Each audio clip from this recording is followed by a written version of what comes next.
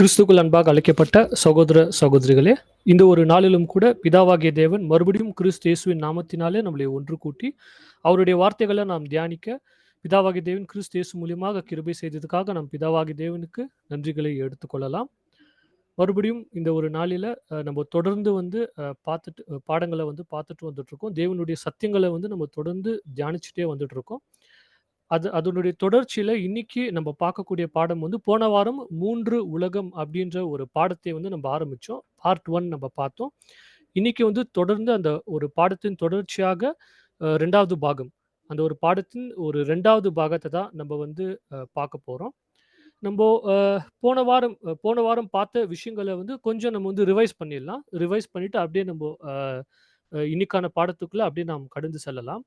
போன வாரம் நம்ம எத பத்தி பார்த்தோம் அப்படின்னா, நமக்கு எல்லாருக்குமே ஒரு கேள்வி இருந்துச்சு. அதாவது ஒரு சாதாரண மனுஷனுக்கே அல்லது இந்த உலகத்துல இருக்கக்கூடிய ஒரு தேசங்களுக்கு, இல்லது ஒரு குடும்பத்துக்கு நம்ம எடுத்துக்கினாக்கா, எல்லாருக்குமே ஒரு பிளான் இருக்கு. ஏதாவது ஒரு திட்டம் வந்து அவங்க வச்சிருக்கிறாங்க. ஏதாவது ஒரு திட்டத்தை வந்து செயல்படுத்தணும் அப்படின்ற ஒரு விஷயத்த வந்து அவங்க பிளான் பண்ணிட்டே இருப்பாங்க. சாதாரண ஒரு மனுஷனுக்கே வந்து ஒரு பிளான் இருக்கும்போது, நம்மளுடைய தேவன் இந்த யூனிவர்ஸையே கிரியேட் பண்ண தேவன், இந்த ஒரு அண்ட சராசரத்தையே கிரியேட் பண்ண சிருஷ்டித்த அந்த ஒரு கடவுளுக்கு வந்து பிளான் இருக்காதா? அப்படின்ட்டு நமக்கு வந்து ஒரு கொஸ்டின் வந்துச்சு. பட் எஸ், நம்மளுடைய தேவனுக்கு பிதாவாகிய தேவனுக்கு இந்த ஒரு யூனிவர்ஸையே கிரியேட் பண்ணி இந்த ஒரு சிருஷ்டிகருக்கு வந்து கண்டிப்பா இந்த ஒரு மனுஷ குலத்துக்கு வந்து ஒரு மிகப்பெரிய ஒரு திட்டத்தை வச்சிருக்கிறார் அப்படின்ட்டு நம்ம பார்த்தோம். அது மாத்திரம் இல்ல, வசனங்கள்லாம் எவ்வளோ ஸ்ட்ராங்கா இருக்கு அப்படின்னா, தேவன் ஏதாவது ஒரு திட்டத்த வந்து ஒரு பிளான் தேவன் ஏதாவது பண்ணிட்டாக்கா, கண்டிப்பா அது 100% சக்சஸ் ஆகும். இப்போ நம்ம கூட ஏதாவது ஒரு பிளான் பண்ணுவோம். அது என்ன ஆகும்? 100% ஃபெயிலியர் ஆயிடும். ஆனா, தேவன் ஒரு பிளான் பண்ணாக்கா, அது வந்து எப்பொழுதுமே 100% சக்சஸ் ஆகும். ஒரு விஷயத்தை, ஒரு கிரியையை செய்ய தேவன் அவருடைய கைய வந்து நீட்டினாக்கா, அந்த விஷயத்த செஞ்சுட்ட பிறகு தான் அந்த கை வந்து திருப்பி வரும். அந்த அளவுக்கு அவருடைய பிளான் வந்து எப்படி இருக்கும் அப்படின்னா, அவ்வளோ பெர்ஃபெக்ட்டா இருக்கும். பிளஸ் அது மாத்திரம் இல்ல, அந்த பிளான் வந்து மத்தவங்களுக்கு ஒரு நல்ல விஷயத்த அது வந்து செய்யும். தேவனுடைய இந்த ஒரு தெய்வீக திட்டத்தை நாம் பார்க்கும்போது, இப்போ உலகம் பார்க்கக்கூடிய பார்வை எப்படி இருக்கு அப்படின்னா, இப்படிதான். ஒரு பில்டிங்க வந்து கன்ஸ்ட்ரக்ஷன் பண்ணிட்டு இருக்கும்போது, அந்த பில்டிங் பார்க்கறதுக்கு நல்லா இருக்காது. அது ஒரு மாரி பெயிண்ட் அடிச்சிருக்க மாட்டாங்க. இன்னும் இந்த பில்டிங் வந்து கம்ப்ளீட் ஆயிருக்காது. ஆனா, இந்த பில்டிங்க கட்டக்கூடிய அந்த ஒரு இன்ஜினியருக்கு மட்டும் தான் அந்த ஒரு பிளான். அதாவது இந்த பில்டிங்க நான் கட்டி முடிச்ச பிறகு அந்த பில்டிங் எப்படி இருக்கும்? அப்படின்ற ஒரு விஷன், அந்த ஒரு பார்வை, அந்த தொலைநோக்கு பார்வை வந்து அந்த ஒரு இன்ஜினியருக்கு மட்டும் தான் இருக்கும். இப்ப இந்த உலகம் தேவனுடைய திட்டத்தை பார்க்கக்கூடிய பார்வை வந்து இதுதான். இந்த லெஃப்ட் சைட்ல இருக்கு இல்லீங்களா? பில்டிங் பிஃபோர் கன்ஸ்ட்ரக்ஷன் இப்படிதான் அவங்க பார்க்குறாங்க. அதாவது தேவனுக்கு வந்து எந்த ஒரு திட்டமும் கிடையாது. ஃபார் எக்ஸாம்பிள் அவங்க என்ன கூட சொல்லுவாங்க அப்படின்னா, தேவன் வந்து உலகத்த நல்லபடியா தான் படைச்சாரு. ஆதாம வச்சாரு. ஆனா, அவருடைய திட்டத்த வந்து நடுவுல அந்த பாம்பு, சாத்தானானவன் வந்து வந்து கெடுத்துட்டான் அப்படின்ட்டு சொல்லுவாங்க. தேவன் வந்து அதாவது அவர் ஒரு பிளான வந்து பண்ணிட்டு, இந்த உலகத்தை வந்து உருவாக்கிட்ட பிறகு, அவருக்கு வந்து என்ன கூட சொல்றாங்க அப்டின்னா, சாத்தான ஸ்டாப் பண்றதுக்கு தேவனுக்கு வல்லமை இல்ல, அப்டின்ட்டு கூட சொல்றாங்க. பட் நம்மளுடைய தேவன் வந்து அப்படிப்பட்ட தேவன் கிடையாது. நம்ம பார்த்துருக்கிறோம். எவ்ளோ பவர்ஃபுல்லான தேவன், எவ்ளோ இன்டெலிஜென்ட்டான தேவன், எவ்ளோ ஞானமான தேவன் அப்டின்ட்டு நம்ம பார்த்துருக்கிறோம். ஏன்னா, இன்னும் இந்த பில்டிங் வந்து கட்டி முடிக்கல. அவருடைய பிளான் ஸ்டார்ட் ஆயிடுச்சு. பட் இன்னும் அது நிறைவேறல. அது கம்ப்ளீட் ஆகல. அது கம்ப்ளீட் ஆகாததுனால தான் மனுஷர்களுக்கு இன்னும் புரியல. தேவன் வந்து எப்படி செயல்படுத்துறாரு? அவர் என்ன பண்ணிட்டு இருக்காருன்ற விஷயமே அண்டர்ஸ்டாண்ட் ஆகல. பட் நமக்கு அப்படி இல்ல. தேவன் என்ன பண்ணியிருக்கிறார் அப்படின்னா, அவருடைய சத்தியத்தின் நிமித்தமாக இந்த உலகத்துக்கு, இந்த மனுஷ குலத்துக்கு தேவன் வச்சிருக்கக்கூடிய அந்த ஒரு திட்டத்தை வெளிப்படுத்தியிருக்கிறார் அப்படின்ட்டு நம்ம கவனிக்கிறோம். இப்போ இந்த ஒரு அ சார்ட்ட கூட போன வாட்டி உங்களுக்கு நான் காமிச்சேன். இந்த ஒரு சார்ட்ட அண்டர்ஸ்டாண்ட் பண்றதுக்கே நமக்கு கிட்டத்தட்ட ஒரு 1 வருஷம் ஆயிடும். ஏன்னா, அந்த அளவுக்கு இந்த ஒரு சார்ட் வந்து தேவனுடைய திட்டத்தை வந்து பிரதிபலிக்குது. இந்த ஒரு சார்ட்ட நீங்க கொஞ்சம் கவனிச்சு பார்த்தீங்க அப்டின்னா, பைபிள்ல வந்து ஜெனசிஸ்லேருந்து ரெவலேஷன்லேருந்து நம்ம எடுத்தாக்கா, ஒரு பைபிள வந்து டிராயிங் மாரி நம்ப வரையணுன்னும்போது, இதுதான் அந்த டிராயிங். நீங்க பார்க்கக்கூடிய சார்ட் தான் பைபிளோடைய ஒரு ரெப்ரசன்டேஷன். பைபிள்ல இந்த ஒரு விஷயங்கள தான் தேவன் வந்து வச்சிருக்கிறாரு. பைபிள் எழுதுனதுக்கான ஒரு முக்கியமான காரணமே இதுதான். இதுதான் தேவனுடைய திட்டம். தேவனுடைய தெய்வீக திட்டம். இந்த திட்டம் எப்படிப்பட்ட திட்டம் அப்படின்னா, யுகாயுகத்துக்கு அதாவது ஏஜஸ் டூ கம் பல பல வருஷங்களுக்கு தேவன் வந்து இந்த திட்டத்தை வந்து போட்டு வச்சிருக்கிறாரு. இந்த திட்டத்த வந்து செயல்படுத்திட்டே இருக்கிறாரு அப்படின்ட்டு நம்ம வந்து கவனிக்கிறோம். இந்த ஒரு திட்டத்தில நம்ம கொஞ்சம் கவனிச்சு பார்க்கும்போது, முதல் உலகம், அதாவது முன்னாடி இருந்த அந்த ஒரு உலகம் வேர்ல்ட் தட் வாஸ். நெக்ஸ்ட் 2வது உலகம் பிரசன்ட் ஈவில் வேர்ல்ட். இப்போ இருக்கக்கூடிய தீமையான உலகம். இந்த ஒரு உலகத்தில தான் நம்ம வந்து வாழ்ந்துட்டு இருக்கோம். அதுக்கப்புறமா 3வது உலகம். வரப்போற உலகம். இந்த உலகத்தில வந்து என்ன இருக்கும் அப்டின்னா, நீதி வாசம் செய்யும். இத பத்தின விஷயங்கள் வந்து பேதுரு ரொம்ப டீட்டெயிலா எழுதியிருப்பாரு. நம்ம படிக்கலாம். 2 பேதுரு 3ஆம் அதிகாரம் 5லிருந்து 7. அப்புறம் 13. 2 பீட்டர் 3 சாப்டர் 5-7, 13th வெர்ஸ். 2 பேதுரு 3ஆம் அதிகாரம் 5லிருந்து 7 வசனங்கள் வரை. பூர்வ காலத்தில் தேவனுடைய வார்த்தையினாலே வானங்களும் நின்று தோன்றி ஜலத்தினாலே நிலை கொண்டிருக்கிற பூமியும் உண்டாயினவென்பதையும், அப்பொழுது இருந்த உலகம் ஜல பிரயாணத்தினாலே அழிந்ததென்பதையும் மனதார அறியாமல் இருக்கிறார்கள். இப்பொழுது இருக்கிற வானங்களும் பூமியும் அந்த வானத்தை அந்த வார்த்தையினாலேயே அக்னிக்கு இரையாக வைக்கப்பட்டு தேவபக்தி இல்லாதவர்கள் நியாயத்தீர்க்கப்பட்டு அழிந்து போகும் நாள் வரைக்கும் காக்கப்பட்டு இருக்கிறது. 13வது வசனம். அவருடைய வாக்குத்தத்தத்தின்படியே நீதி வாசமாயிருக்கும் புதிய வானங்களும் புதிய பூமியும் உண்டாகும் என்று காத்திருக்கிறோம். அதாவது தேவன் முதலாம் உலகத்தை உண்டாக்கினார். அந்த முதலாம் உலகத்தை தேவன் எப்படி அழிச்சார்ன்னும் போது, ஜலத்தினாலே அவர் அத அழிச்சிட்டார். ஒரு மிகப்பெரிய ஒரு ஜலப்பிரளயம். அதாவது ஒரு ஃப்ளட். ஒரு மிகப்பெரிய ஒரு வெள்ளத்தை வந்து தேவன் அனுப்பிச்சு, அந்த ஒரு முதலாம் உலகத்த வந்து அவர் அழிச்சார்.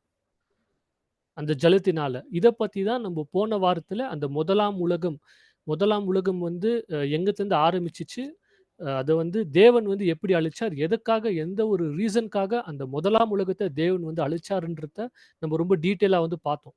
ஆதாம்லேருந்து ஆரம்பிச்சு, நோவா காலம் வரைக்கும் அந்த முதலாம் வர்க்கம் இருந்துச்சு. அது மட்டும் இல்ல, இந்த முதலாம் உலகத்துல வந்து எந்த ஒரு காரணத்துக்காக தேவன் வந்து இத அழிச்சார் அப்டின்னா, தேவன் முதலாம் உலகத்த யார்கிட்ட ஒப்படைச்சிருந்தாருன்னு பார்க்கும்போது, தூதர்கள்ட்ட ஒப்படைச்சிருந்தார். எதுக்காக அப்டின்னா, தூதர்கள்ட்ட குடுத்துட்டு, நீங்க வந்து மனுஷர்கள நீங்க பார்த்துக்கங்க. மனுஷர்கள வந்து நீங்க கைட் பண்ணுங்க. அவங்கள வந்து நீங்க கரெக்ட்டா வழிநடத்துங்க. அப்டின்ற ஒரு மிகப்பெரிய பொறுப்ப வந்து தூதர்களுக்கு தேவன் வந்து குடுத்தாரு.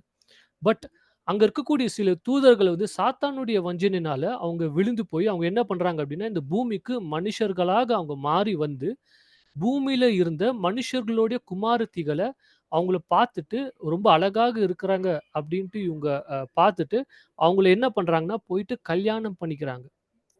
கல்யாணம் பண்ணிட்டு குழந்தைகள பெத்துக்கிறாங்க. அந்த குழந்தைகள் வந்து சாதாரணமான குழந்தைகளா அப்டின்னு கேட்டாக்கா இல்ல. ஏன்னா, இப்போ ஒரு மனுஷனுக்கும், ஒரு மனுஷிக்கும் பிறக்கக்கூடிய குழந்தை வந்து இன்னொரு மனுஷனோ அல்லது மனுஷியாக வருவாங்க இந்த பூமிக்கு. ஆனா, ஒரு தேவதூதனுக்கும், மனுஷர்களுக்கும் பிறக்கக்கூடிய அந்த ஒரு குழந்தைகள் வந்து எப்படி இருந்துச்சு அப்படின்னா, ராட்சசர்கள், ஜெயண்ட். பைபிள் வந்து உங்களுக்கு என்ன சொல்லுதுன்னா, நெஃபிலிம்ஸ். நம்ம போன வாரம் கூட பார்த்தோம். ஸோ இந்த ஒரு நெஃபிலிம்ஸ், இந்த ஒரு ராட்சசர்கள் என்ன பண்றாங்கன்னா, ரொம்ப அதாவது நார்மல் சைஸ்ல இவங்க இருக்க மாட்டாங்க. ரொம்ப பெருசா இருப்பாங்க. ரொம்ப பெரிய சைஸ்ல வந்து இவங்க வளர்ந்தாங்க. இவங்க வளர்ந்துட்டு பூமியில வந்து நெறைய தீமையான காரியங்கள செய்ய ஆரம்பிச்சாங்க. மனுஷர்கள வந்து ரொம்ப வயலன்ஸ் பண்ண ஆரம்பிச்சுட்டாங்க. ரொம்ப துன்புறுத்த ஆரம்பிச்சுட்டாங்க. ரொம்ப கஷ்டப்படுத்த ஆரம்பிச்சாங்க. ஏன்னா, இவங்க ரொம்ப சைஸ்ல வந்து ரொம்ப பெருசா இருப்பாங்க. அதனால சைஸ்ல சின்னதா இருக்கக்கூடிய மனுஷன வந்து ரொம்ப டாமினேட் பண்ண ஆரம்பிச்சுட்டாங்க. இப்படி இவங்க பூமிய டாமினேட் பண்ணும்போது தீமை ஜாஸ்தி ஆயிடுச்சு. பிளஸ் அந்த முதலாம் உலகத்துல இருக்கக்கூடிய எல்லா குடும்பங்களும் எப்படி ஆயிடுச்சுன்னா, இந்த ஒரு தேவ தூதர்களால மிக்ஸ் ஆயிடுச்சு. அதாவது தேவ தூதர்கள் என்ன பண்ணிட்டாங்க, எல்லா குடும்பத்திலயும் போயிட்டு, அவங்க அங்க குடும்பத்தில இருக்கக்கூடிய குமாரத்திகள வந்து கல்யாணம் பண்ண ஆரம்பிச்சுட்டாங்க. கல்யாணம் பண்ணி குழந்தை பெக்க ஆரம்பிச்சுட்டாங்க. அதனால எல்லா குடும்பமும் கரப்ட் ஆயிடுச்சு. முதலாம் உலகத்தில இருக்கக்கூடிய எல்லா ஜாதிகளும், எல்லா குடும்பங்களும் வந்து ஒரு கரப்ஷன் ஆயிடுச்சு. அது மாத்திரம் இல்ல, அவங்களுடைய அ அதாவது இதயங்கள், அந்த தீமையான எண்ணங்கள் ரொம்ப ஜாஸ்தி ஆயிடுச்சு. இத தேவன் பார்க்குறாரு. தேவன் வந்து ரொம்ப கஷ்டமாயிடுறாரு. மனசளவுல தேவன் வந்து ரொம்ப கஷ்டமாயிடுறாரு. இப்போ தேவன் ஆதாம உருவாக்குறாரு. அதாவது மனுஷ குலத்த வந்து உருவாக்குறாரு. தேவன் மனுஷன உருவாக்குன காரணம் என்ன?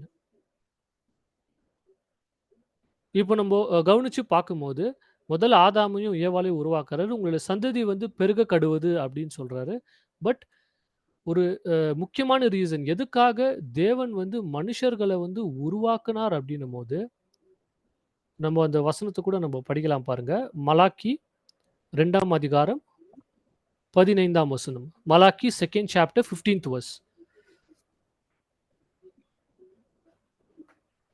மல்கியா 2ஆம் அதிகாரம் 15வது வசனம். அவர் ஒருவனை அல்லவா படைத்தார், ஆவி அவரிடத்தில் பரிபூரணமாய் இருந்தது, பின்ன ஏன் ஒருவனை படைத்தார்? தேவ பக்தியுள்ள சந்ததியை பெறும்படிதானே. தேவன் மனுஷன படைச்சதுக்கான ஒரு முக்கியமான ரீசன் என்னன்னா, தெய்வ பக்தி உள்ள சந்ததி வரணும். அந்த சந்ததி வந்து தேவ பக்தி உள்ள சந்ததியாக இருக்கணும். அவருடைய சந்ததி ஆதாமுடைய சந்ததி வந்து தேவன வந்து தேடணும். தேவனுடைய பக்தி வந்து அவங்களுக்குள்ள இருக்கணும். அதுக்காக தான் தேவன் என்ன பண்ணார்ன்னா, மனுஷர்கள வந்து உருவாக்குனார். ஆனா, தேவ பக்தி உள்ள சந்ததி வராம, ராட்சசர்களோட சந்ததி வர ஆரம்பிச்சுச்சு. அவங்களுடைய சைஸ் மிகப்பெரிய சைஸ். பிளஸ் அவங்க வந்து நார்மல் பீப்பிள் கிடையாது. ரொம்ப அதாவது விசித்திரமா இருப்பாங்க. அவங்களுடைய எண்ணங்கள் கூட எப்படி இருந்துச்சு அப்படின்னா, நல்ல எண்ணங்களே கிடையாது. ரொம்ப தீமையான எண்ணங்களா இருந்துச்சு. மனுஷர்கள வந்து ரொம்ப டார்ச்சர் பண்ணாங்க. மனுஷர்கள ரொம்ப துன்புறுத்துனாங்க. தேவனுடைய அந்த ஒரு சித்தம், தேவனுடைய முக்கியமான சித்தம், மனுஷன உருவாக்கக்கூடிய முக்கியமான சித்தம் என்னன்னா, தேவ பக்தியுள்ள சந்ததி வரணும். அதுக்காக தான் உருவாக்குனார். ஆனா, அவருடைய சித்தத்தின் பிரகாரம் இங்க நடக்காம, இந்த ராட்சசர்கள் நடுவுல வர ஆரம்பிச்சுட்டாங்க. அதனால தேவன் பார்க்குறாரு. பார்த்துட்டு தேவன் இப்ப என்ன முடிவெடுக்கிறார் அப்படின்னா, முதலாம் உலகத்த அழிப்பதற்கு முடிவெடுக்கிறார். இப்போ தேவன் இந்த முதலாம் உலகத்துல இருக்கக்கூடிய எல்லா ஜனங்களையும் பார்க்கும்போது, ரொம்ப கஷ்டமாயிடுது அவருக்கு. ஏன்னா எல்லாருமே வந்து கெட்டு போயிருக்கிறாங்க. எல்லாருடைய எண்ணங்கள் வந்து தீமையா இருந்துச்சு. ஆனா, இவர்கள் எல்லாருடைய மத்தியிலும் வந்து ஒருவர் இருந்தார். அந்த ஒருவர் எப்பேர்ப்பட்டவராக இருந்தார் அப்படின்னா, தேவனுக்கு உண்மையானவராக இருந்தார். அவர பத்தி ஒரு வசனம் கூட படிக்கலாம் பாருங்க. 2 பேதுரு 2ஆம் அதிகாரம் 5ஆம் வசனம். 2 Peter 2nd chapter 5th verse. 2 பேதுரு 2ஆம் அதிகாரம் 5வது வசனம். பூர்வ உலகத்தையும் தப்பவிடாமல் நீதியை பிரசங்கித்தவனாகிய நோவா முதலான 8 பேரை காப்பாற்றி, அவபக்தி உள்ளவர்கள் நிறைந்த உலகத்தின் மேல் ஜலப்பிரளயத்தை வரப்பண்ணி. அதாவது நோவா எப்பேர்ப்பட்டவர் அப்படின்னா, நீதியை பிரசங்கிச்சாராம். அதாவது அவருடைய காலத்துல அநீதி இருந்துச்சு. எல்லாருமே தவறான வழியில போயிட்டு இருந்தாங்க. தீமையான விஷயங்கள செஞ்சுட்டு இருந்தாங்க. அவர்கள் மத்தியில நோவா நீதிமானாக காணப்பட்டார். நீதியை பிரசங்கிச்சார். இப்போ தேவன் நோவாவ கூப்பிட்டு என்ன சொல்றார் அப்படின்னா, "இந்த உலகமே கெட்டு போயிருக்கு. நான் வந்து உன்ன பிளஸ் உன்னுடைய குடும்பத்த மட்டும் தான் நான் காப்பாத்தப் போறேன்." அப்படின்ட்டு நோவாட்ட சொல்லிட்டு, நோவா வந்து என்ன பண்றார் அப்படின்னா, ஒரு ஒரு பேழையை உருவாக்க சொல்றார். ஒரு ஆர்க். ஒரு ஆர்க்க வந்து உருவாக்க சொல்றார். நோவா அந்த ஒரு ஆர்க்க உருவாக்க ஆரம்பிக்கிறார். இப்போ இந்த ஜனங்கள் அந்த முதலாம் உலகத்துல இருந்த ஜனங்கள் நிறைய தீமையான காரியம், நிறைய தவறான விஷயங்கள செஞ்சுட்டு இருக்கும்போது, நோவா என்ன பண்ணியிருக்காரு அப்படின்னா, அவங்களுக்கு போயிட்டு பிரசங்கிச்சிருக்கிறார். நீதியை சொல்லியிருக்கிறார். நீங்க பண்றது தவறு. ஏன்னா இங்கிலீஷ்ல கூட எப்படி இருக்கும் அப்படின்னா, Noah was a preacher of righteousness. நீதிய வந்து அவங்க மத்தியில போயிட்டு பிரசங்கிச்சிருக்கிறார். அவர் அப்படி பிரசங்கிக்கும்போது அந்த ஜனங்க வந்து கேட்டாங்களா அப்படின்னு பார்த்தாக்கா, கண்டிப்பா கிடையாது. அவங்க கேட்கல. அவங்க வந்து மனம் திரும்பல. இப்போ நோவா அந்த ஒரு பேழைய கட்டம்போது, கிட்டத்தட்ட 120 வருஷம் அந்த பேழைய வந்து நோவா கட்டுறாரு. அப்படி கட்டும்போது இந்த ஜனங்கள் என்ன பண்ணியிருப்பாங்க? நோவாவ போயிட்டு பரியாசம் பண்ணியிருப்பாங்க. நோவாவ போயிட்டு கேலி செஞ்சிருப்பாங்க. ஏன்னா, இதுவரைக்கும் மழை அப்படின்ற ஒரு விஷயமே அங்க வந்ததில்ல. முதலாம் உலகத்துல அந்த ஃப்ளட் வர வரைக்கும் மழைன்ற ஒரு விஷயமே கிடையாது. ஏன்னா, முதலாம் உலகம் வந்து எப்படி இருந்துச்சு அப்படின்னா, தேவன் வந்து அந்த முதலாம் உலகத்த வந்து அந்த மிஸ்ட் அதாவது பனி, அந்த பனியின் நிமித்தமா தான் அங்க இருக்கக்கூடிய செடி, மரம், கொடி எல்லாமே வளர்ந்துச்சு.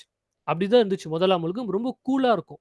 அதனால தான் முதலாம் உலகத்துல வந்து அ எல்லாருடைய ஏஜ் நீங்க படிச்சு பார்த்தீங்க அப்படின்னா 900 இயர்ஸ், 930 இயர்ஸ் அந்த அளவுக்கு அவங்க வாழ்ந்திருப்பாங்க. ஸோ காரணம் என்னன்னா, முதலாம் உலகம் வந்து அவ்ளோ கூலிங்கா இருந்துச்சு.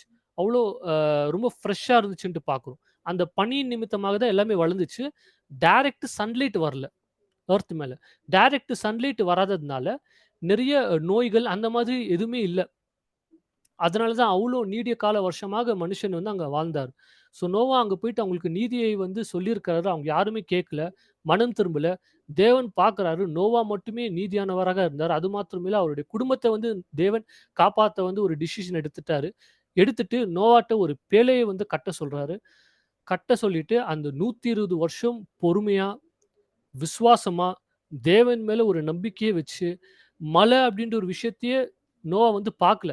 மழை மழை வந்தாக்கா அது எப்படி இருக்குன்ற விஷயமே நோவாக்கு வந்து தெரியாது. ஆனாலும் தேவன் சொல்லிட்டார் அப்படின்ற ஒரு காரணத்துக்காக பொறுமையா, அதாவது 1 வருஷம், 2 வருஷம் கிடையாது. 120 வருஷம். 120 வருஷம் பொறுமையா கட்டுறாரு. கட்டி முடிச்சு, அந்த பேழைக்குள்ள என்டர் ஆகுறாரு. பேழைக்குள்ள என்டர் ஆன உடனே 40 40 நாட்கள், 40 இரவு ஒரு மிகப்பெரிய ஒரு மழை.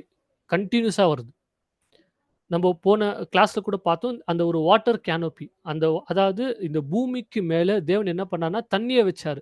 அந்த தண்ணி எப்படி இருந்துச்சு அப்டின்னா, ஐஸ் கட்டி மாதிரி இருந்துச்சு. அதுதான் வந்து என்ன பண்ணுச்சு, முதலாம் உலகத்த வந்து ரொம்ப கூலிங்கா வச்சுச்சு. ரொம்ப அ ரொம்ப கூலிங்கான்னு சொல்லும்போது ரொம்ப ஃப்ரெஷ்ஷா இருந்துச்சு. பட் தேவன் என்ன பண்றார்ன்னா, அந்த ஒரு விஷயத்த வந்து உடைக்கிறாரு. அத உடைச்சு விட்ட உடனே என்ன ஆகுதுன்னா, மிகப்பெரிய ஒரு மழை. 40 நாள், 40 இரவு கன்டினியூஸா வருது. இந்த ஒரு மழையில, இந்த ஒரு ஃப்ளட்டுல வந்து இந்த முதலாம் உலகத்துல இருக்கக்கூடிய எல்லா ஜனங்களும், நோவா மற்றும் அவருடைய குடும்பத்தை தவிர, அதாவது 8 பேரு. நோவா பிளஸ் அவருடைய ஃபேமிலி சேர்த்தாக்கா ஒரு 8 பேரு. இவங்கள தவிர மற்ற எல்லோரும் அந்த ராட்சசர்கள் மற்றும் உலகத்துல இருக்கக்கூடிய அந்த ஜனங்கள், அதாவது தீமையா இருந்த அந்த ஜனங்கள் எல்லாருமே அழிஞ்சு போறாங்க. எல்லாருமே செத்து போறாங்க. நம்ம படிக்கலாம் பாருங்க. ஆதியாகமம் 7ஆம் அதிகாரம் 11ஆம் வசனம். ஆதியாகமம் 7வது அதிகாரம் 11வது வசனம். நோவாவுக்கு 600ஆம் வயதாகும் வருஷம் 2ஆம் மாதம் 17ஆம் தேதியாகிய அந்நாளிலே மகா ஆழத்தின் ஊற்றுக்கண்கள் எல்லாம் பிளந்தன, வானத்தின் மதகுகளும் திறவுண்டன. அதாவது வானத்தின் மதில்கள் windows of heaven were opened. இந்த விண்டோஸ் ஆஃப் ஹெவன்ன்றது வந்து அந்த கேனோப்பி தான், அந்த வாட்டர் கேனோப்பி. ஸோ இதை தேவன் உடைக்கிறாரு. உடைச்சு அங்கே மழை வருது. எல்லாருமே அங்கே செத்து போறாங்க. நோவா மற்றும் அவருடைய குடும்பம் மற்றும் என்ன பண்றாருன்னா தேவன் வந்து அதை காப்பாத்துறாரு. காப்பாத்தி 2ஆம் உலகத்துக்குள்ள கொண்டு வரார். இப்போ இந்த ஒரு 2ஆம் உலகம் எங்கிருந்து ஸ்டார்ட் ஆகுதுன்னா, எப்போ 1ஆம் உலகத்தின் மேல அந்த ஒரு ஜலப்பிரளயம், அந்த ஒரு ஃப்ளட் வந்து வருதோ, அப்பதான் 2ஆம் உலகம் வந்து ஸ்டார்ட் ஆகுது. இப்போ நோவா வந்து அந்த பேழையில வந்து கிட்டத்தட்ட 1 வருஷம் 10 நாட்கள் வந்து அந்த பேழைக்குள்ள அவங்க இருக்கிறாங்க. 1 வருஷம் 10 நாட்கள் முடிஞ்ச பிறகு பேழையிலேருந்து அவரு வெளிய வராரு. அந்த ஆர்க்லேருந்து அவரு வெளிய வராரு. இப்போ அதாவது இப்போ கூட நீங்க பார்த்தீங்கன்னா, அவருடைய பேழை வந்து மவுண்ட் அராரத் வசனத்திலேயே அது வந்து இருக்கும். மவுண்ட் அராரத் அப்படின்ற ஒரு மலை கிட்ட தான் ஸ்டாப் ஆயிருக்கும். இப்போ அவங்க இப்போ இருக்கக்கூடிய ஜெனரேஷன் வந்து போய் தேடி பார்த்துருக்குறாங்க. அந்த ஒரு அடையாளம் இருக்கு. நோவாவுடைய பேழை வந்து இங்க தான் இருந்திருக்கும் அப்படின்ற ஒரு அடையாளத்த வந்து கண்டுபிடிச்சிருக்கிறாங்க. அப்போ யோசிச்சு பாருங்க, எவ்ளோ உண்மையானதாக இந்த ஒரு விஷயம் வந்து நடந்திருக்கு. நம்ப ஏதோ நோவா தாத்தான்ட்டு சொல்லுவாங்க. நோவா தாத்தா ஏதோ ஒரு கதை மாதிரி நம்மள்ட்ட சொல்லிட்டு போவாங்க. பட் இது கதை கிடையாது. நிஜமாகவே நடந்த ஒரு விஷயம். அது மாத்திரம் இல்ல, போன ஒரு கிளாஸ்ல கூட நான் வந்து அந்த இமேஜ் காமிச்சிருப்பேன். அதாவது அந்த ராட்சசர்கள் அவங்க அ செத்து போயிட்டாங்க. அவங்களுடைய அந்த ஒரு போன்ஸ், அவங்களுடைய எலும்புகள் கூட கண்டுபிடிச்சிருக்கிறாங்க. அந்த ஆர்க்கியாலஜிஸ்ட். ஸோ இது உண்மையாலுமே நடந்த ஒரு விஷயம். தேவன் 1ஆம் உலகத்த வந்து அழிச்சு, நோவா மற்றும் அவருடைய குடும்பத்த வந்து காப்பாத்துறாரு. இப்போ குடும்பத்த காப்பாத்தி அந்த 1 வருஷம் 10 நாள் அ ஆயிட்ட பிறகு இவங்க என்ன பண்றாங்க அப்டின்னா, அவங்களோ அந்த ஒரு பேழைய விட்டு வெளிய வராங்க. பேழைய விட்டு வெளிய வந்த உடனே, இப்போ நம்ம சில வசனங்கள் நம்ம வந்து படிக்கலாம்.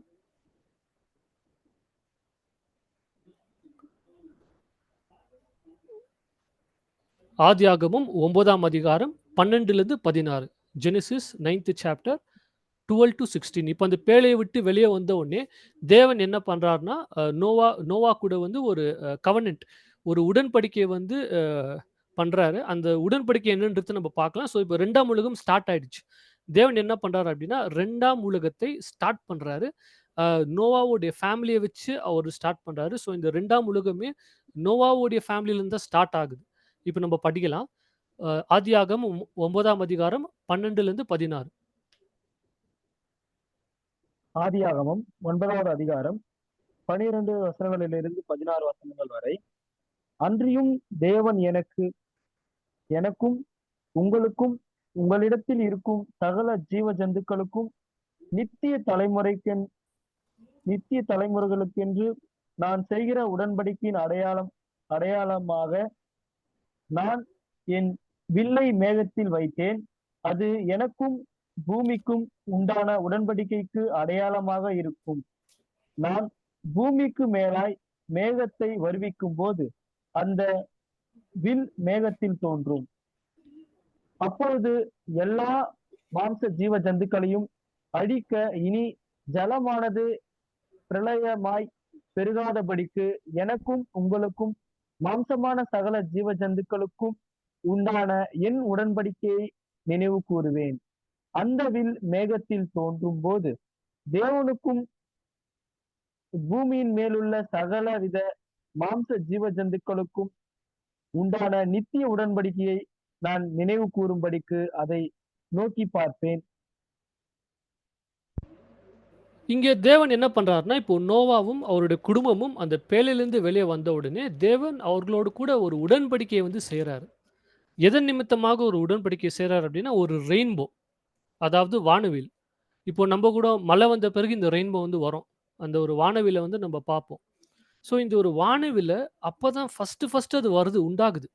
ஏன்னா 1ஆம் உலகத்துல வந்து இந்த வானவில் வந்து இல்ல. ஏன்னா மழையே இல்ல 1ஆம் உலகத்துல. மழையே வரல. மழை எப்பதான் வந்துச்சு அப்படின்னா, 2ஆம் உலகத்துல தான் மழைன்ற ஒரு விஷயமே ஸ்டார்ட் ஆச்சு. இப்போ தேவன் ஒரு வானவிலை வந்து அடையாளமாக வச்சு, இப்போ நம்ம வானவில் அப்படின்னு பார்க்கும்போது, யூசுவலா வந்து அது இந்த ஷேப்ல தான் இருக்கும். நீங்க ஸ்க்ரீன்ல பார்க்குறீங்களே, அந்த ஷேப்ல தான் நம்ம பார்ப்போம். பட் ஆக்சுவலா வானவில் வந்து எந்த ஷேப்ல இருக்கும் அப்படின்னா, ரவுண்ட் ஷேப். ரெயின்போ அப்படின்றதே வந்து ரவுண்ட் ஷேப்ல தான் இருக்கும். ரீசென்ட்டா கூட போன வருஷமோ 2 வருஷத்துக்கு முன்னாடின்னு நெனைக்கிறேன். வானத்தில இது ரவுண்ட் ஷேப்ல தெரிஞ்சுச்சு. அத நெறைய பேர் வந்து பார்த்தாங்க. ஸோ இது ஆக்சுவலா ரெயின்போ வந்து ஒரு ரவுண்ட் ஷேப். ரவுண்ட் ஷேப்ல தான் இது வந்து வரும். இந்த அ ஸோ தேவன் இந்த ரெயின்போவ வச்சு நோவா கிட்ட ஒரு உடன்படிக்கைய வந்து செய்றாரு. என்ன உடன்படிக்கை அப்டின்னா, 1ஆம் உலகத்த நான் தண்ணீயால வந்து அழிச்சேன். தண்ணீய வச்சு நான் எல்லாரையுமே அழிச்சேன். பட் இனிமேல் வந்து நான் தண்ணீயால, அதாவது ஒரு வெள்ளத்தால ஒரு ஃப்ளட் வச்சு நான் இந்த உலக ஜனங்கள வந்து நான் அழிக்க மாட்டேன். ஜலத்த வச்சு இனிமே நான் வந்து ஜனங்கள வந்து மனுஷ குலத்த வந்து நான் அழிக்க மாட்டேன். அப்டின்ற ஒரு அடையாளம் தான் வானவில். நம்ம வந்து எப்பப்பலாம் வானவில்ல வந்து நம்ம பார்க்குறோமோ, தேவன் செஞ்ச இந்த ஒரு உடன்படிக்கை வந்து நமக்கு ஞாபகத்துக்கு வரணும். ஏன்னா, இங்க 16ஆம் வசனத்தில கூட என்ன சொல்றாரு அப்டின்னா, "whenever the rainbow appears in the clouds, I will see it and remember the everlasting covenant between God and all the living creatures." அதாவது இந்த வானவில், ரெயின்போ அப்டின்றது தேவன் அவருக்கும், இந்த உலக ஜனங்களுக்கும் பண்ண ஒரு உடன்படிக்கைய தான் இது வந்து குறிக்குது. என்ன உடன்படிக்கைன்னா, இனிமேல்ட்டு நான் வந்து என்ன பண்ண மாட்டேன் அப்டின்னா, இந்த உலகத்த வந்து ஜலத்தினால நான் வந்து அழிக்கவே மாட்டேன். இப்போ நீங்க வந்து அ இப்போ இப்போ உலகத்தில பார்க்கும்போது கூட சில இடங்கள்ல வந்து இந்த ஜலப்பிரளயம், அதாவது சுனாமி வரும், வெள்ளம் வரும். ஸோ, அதனால ஜனங்கள் முழுவதும் அழிஞ்சு போயிடுவாங்களான்னு கேட்டாக்கா, கண்டிப்பா கிடையாது. ஏன்னா தேவன் முன்னாடியே சொல்லிட்டாரு, "நான் ஜலத்தினால இனிமே மனுஷ குலத்த வந்து நான் அழிக்கவே மாட்டேன்." ஸோ, இப்போ வரக்கூடிய சுனாமி அல்லது வெள்ளம் வந்து சின்ன சின்ன இடங்கள்ல வந்துட்டு போயிடும். பட் அது ஒட்டுமொத்த உலகத்திலயும் வந்து அது வருமான்னு கேட்டாக்கா, கண்டிப்பா கிடையாது. இப்ப நீங்க வந்து அ ஒரு ஒரு ஒரு மூவி கூட வந்துச்சு. ஒரு மூவி 2012 அப்டின்ற ஒரு மூவி கூட வந்துச்சு. நீங்க அந்த பாயிண்ட் ஆஃப் டைம்ல நெறைய பேர் இந்த மூவி வந்து பார்த்திருப்பீங்க. இந்த ஒரு மூவில வந்து எப்டின்னா, இந்த உலகம் வந்து ஒரு மிகப்பெரிய ஒரு சுனாமி, தண்ணியால வந்து அழிஞ்சிடும் அப்டின்றத அந்த மூவி வந்து அவங்க எடுத்திருப்பாங்க. அந்த பாயிண்ட் ஆஃப் டைம்ல அந்த மூவிய பார்த்துட்டு வந்து நெறைய பேர் கூட பயந்துருக்கிறாங்க. பட் தண்ணியால, ஜலத்தினால தேவன் வந்து இந்த பூமிய வந்து அழிப்பாரான்னு கேட்டாக்கா, கண்டிப்பா கிடையாது. அதுக்கான ஒரு அடையாளம் தான் வானவில், ரெயின்போ. நீங்க ரெயின்போவ எப்பப்பலாம் பார்க்குறீங்களோ, அப்போ நீங்க என்ன அண்டர்ஸ்டாண்ட் பண்ணலாம் அப்டின்னா, கண்டிப்பா தேவன் இந்த ஒரு உலகத்தை, இந்த மனுஷ குலத்தை மறுபடியும் அந்த ஜலத்தினால தேவன் வந்து அழிக்க மாட்டார். அப்டின்ற ஒரு விஷயத்த வந்து நம்ம வந்து புரிஞ்சுக்கலாம். அதுக்கான அடையாளம் தான் வானவில். கவனன்ட். அதாவது ஏன் வந்து வானவில வச்சு அவருடைய உடன்படிக்கைய வந்து ஒரு அடையாளமாக குடுக்குறார் அப்டின்னா, இப்போ வானவில்ல நம்ம பார்க்கும்போது ஆக்சுவலா ரவுண்ட் இன் ஷேப். இப்போ இந்த ரவுண்ட் அப்படின்றது வந்து ஒரு சைக்கிள். அதாவது இதுக்கு எங்கேயாச்சும் ஒரு முடிவு இருக்கா? இப்ப நான் ஒரு இடத்துலேருந்து ஆரம்பிச்சாக்கா, நான் வந்து இந்த ரவுண்ட் இன் ஷேப் இருக்கிறதுனால, இது வந்து ஒரு லூப் மாதிரி போயிட்டே இருக்கும். அதாவது தொடர்ச்சியாக இது போயிட்டே இருக்குமே தவிர, ஒரு முடிவே கிடையாது. அதனால தான் என்ன சொல்றார் அப்படின்னா வசனத்துல, 16ஆம் வசனத்த நம்ம பார்க்கும்போது கூட, it is an everlasting covenant. அதாவது நித்தியத்துக்கும் இந்த உடன்படிக்கைய வந்து தேவன் செய்றார். அதாவது இந்த ஒரு உடன்படிக்கைக்கு ஒரு முடிவே இல்ல. தேவன் இந்த உடன்படிக்கைக்கு சடனா ஸ்டாப் பண்ணிட்டு, இந்த ஒரு அக்ரீமெண்ட் இப்போ உடன்படிக்கைன்னு சொல்லும்போது ஒரு அக்ரீமெண்ட். தேவன் என்ன பண்றாரு, அவருக்கும் மனுஷகுலத்துக்கும் ஒரு அக்ரீமெண்ட் போடுறாரு. என்ன அக்ரீமெண்ட்னா, இனிமேல்ட்டு நான் வந்து உங்கள ஜலத்தினால நான் அழிக்கவே மாட்டேன். அப்படின்ற ஒரு அக்ரீமெண்ட்டுக்கான அடையாளம் தான் இந்த வானவில், இந்த ரெயின்போ. இந்த அக்ரீமெண்ட்டுக்கு ஒரு முடிவு இருக்கா? சப்போஸ் இப்போ வந்து நம்ம ஏதாவது வேலை செய்ய போறோம். அந்த வேலையில வந்து சில சமயத்துல நம்மள கான்ட்ராக்ட்ல எடுப்பாங்க. அந்த கான்ட்ராக்ட்ன்னு சொல்லும்போது ஒரு 2 வருஷமோ, 3 வருஷமோ அந்த கான்ட்ராக்ட் வந்து முடிஞ்சிரும். இப்ப நம்ப ஏதாவது வீடு, அதாவது இப்போ நம்ம ரென்ட்‌க்கு போவோம், இல்ல லீஸுக்கு போவோம். அப்போ கூட என்ன பண்ணுவாங்கன்னா, ஒரு கான்ட்ராக்ட் போடுவாங்க. நீங்க 2 வருஷம் தான் இந்த வீட்ல இருக்கணும். அல்லது 3 வருஷம் தான் இந்த வீட்ல இருக்கணும் அப்டின்ட்டு. ஸோ அந்த ஒரு 2 வருஷம், 3 வருஷம் எத குறிக்குது அப்டின்னா, 2 வருஷத்துல இந்த கான்ட்ராக்ட் வந்து எக்ஸ்பயர் ஆயிடும். அதாவது முடிஞ்சிரும். ஆனா தேவன் வந்து இந்த ஒரு உடன்படிக்கை மனுஷகுலத்துக்கு கூட பண்ணும்போது, ஒரு வானவில்ல ஏன் அடையாளமாக வச்சு சொல்றாரு அப்டின்னா, இந்த ஒரு கான்ட்ராக்ட், இந்த ஒரு அக்ரீமெண்ட் வந்து எக்ஸ்பயரே ஆகாது. இதுக்கு வந்து ஒரு முடிவே இல்ல. இது வந்து ஒரு எவர்லாஸ்டிங் கவனன்ட். நித்தியத்துக்கும் இந்த ஒரு உடன்படிக்கையை தேவன் வந்து ரெஸ்பெக்ட் பண்றாரு. இந்த ஒரு அக்ரீமெண்ட்ட தேவன் மீறவே மாட்டாரு. அதுக்கான அடையாளம் தான் இந்த வானவில். இந்த ஒரு ரெயின்போவ தேவன் ஒரு அடையாளமாக வச்சிருக்கிறாரு. ஸோ நோவா என்ன பண்றாரு? இந்த முதலாம் உலகத்திலிருந்து வெளிய வராரு.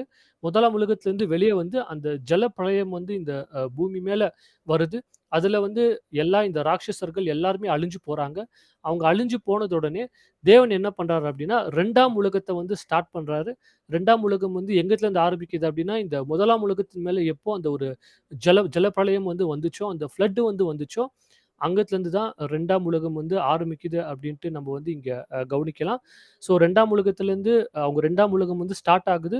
நோவாவும் அவருடைய பிள்ளைகளும் வந்து 2ஆம் உலகத்துல வந்து என்ட்ரி ஆவுறாங்க. ஸோ 2ஆம் உலகத்துக்கு இன்னொரு பேர் கூட இருக்கு. Present evil world. Present evil world. இத பத்தி நம்ம டீட்டெயிலா கூட நம்ம வந்து பார்க்கலாம். ஸோ இப்போ 2ஆம் உலகம் ஸ்டார்ட் ஆகுது. இப்போ இந்த 2ஆம் உலகத்த வந்து முழுவதுமாக இந்த உலகத்துல வந்து யார் மூலியமா தான் ஸ்ப்ரெட் ஆக போகுது அப்டின்னா, நோவா மற்றும் அவருடைய பசங்க. இப்போ 1ஆம் உலகம் நம்ம எடுக்கும்போது ஆதாம் வந்தாரு. ஆதாம் மூலியமா தான் இந்த ஒரு 1ஆம் உலகமே இன்கிரீஸ் ஆச்சு. ஆதாம் மூலியமா தான் சந்ததியே வந்து உருவாச்சு. இப்போ 2ஆம் உலகத்தில இப்ப யார் ஒண்டி தான் இருக்கிறார் அப்டின்னா, நோவாவோட ஃபேமிலி மட்டும் தான் இருக்கிறாங்க. இப்போ நோவாவுடைய பசங்களுடைய நிமித்தமா தான் 2ஆம் உலகம் வந்து ஃபுல்லாவே அந்த சந்ததி வந்து பெருகணும். இப்போ நோவாவுடைய பசங்க யார் யாரு அப்டின்ட்டு நம்ம படிக்கலாம் பாருங்க. ஆதியாகமம் 9ஆம் அதிகாரம் 18, 19. Genesis ninth chapter 18 and 19. ஆதியாகமம் 9ஆம் அதிகாரம் 18, 19 வசனங்கள். பேழையிலிருந்து புறப்பட்ட நோவாவின் குமாரர் சேம், காம், யாப்பேத் என்பவர்களே. காம் கானானுக்கு தகப்பன். இம்மூவரும் நோவாவின் குமாரர். இவர்களால பூமியெங்கும் ஜனங்கள் பரம்பினார்கள். இவர்களால பூமி எங்கும் ஜனங்கள் வந்து பரவினார்கள். அதாவது இப்போ நம்ம பார்க்கக்கூடிய இந்த ஒரு உலகம், இந்த ஒரு உலகமே இந்த 3 பேரால தான் வந்திருக்கு. யார் அப்டின்னா ஷேம், ஹாம், ஜாஃபெத். இவங்க தான் நோவாவுடைய 3 பசங்க 3 பசங்க. ஸோ இவங்க 3 பேரால தான் இந்த ஒட்டுமொத்த உலகமும் பாப்புலேட் ஆயிருக்கு. இப்ப இந்த 19த் வெர்ஸ் நம்ம பார்க்கும்போது கூட, "from them came the people who were scattered over the whole earth." இந்த உலகத்தினுடைய சந்ததி வந்து இவங்க 3 பேர் நிமித்தமா தான் வந்திருக்கு. இந்த 3 பேர்ல வந்து யாரு எல்டர்?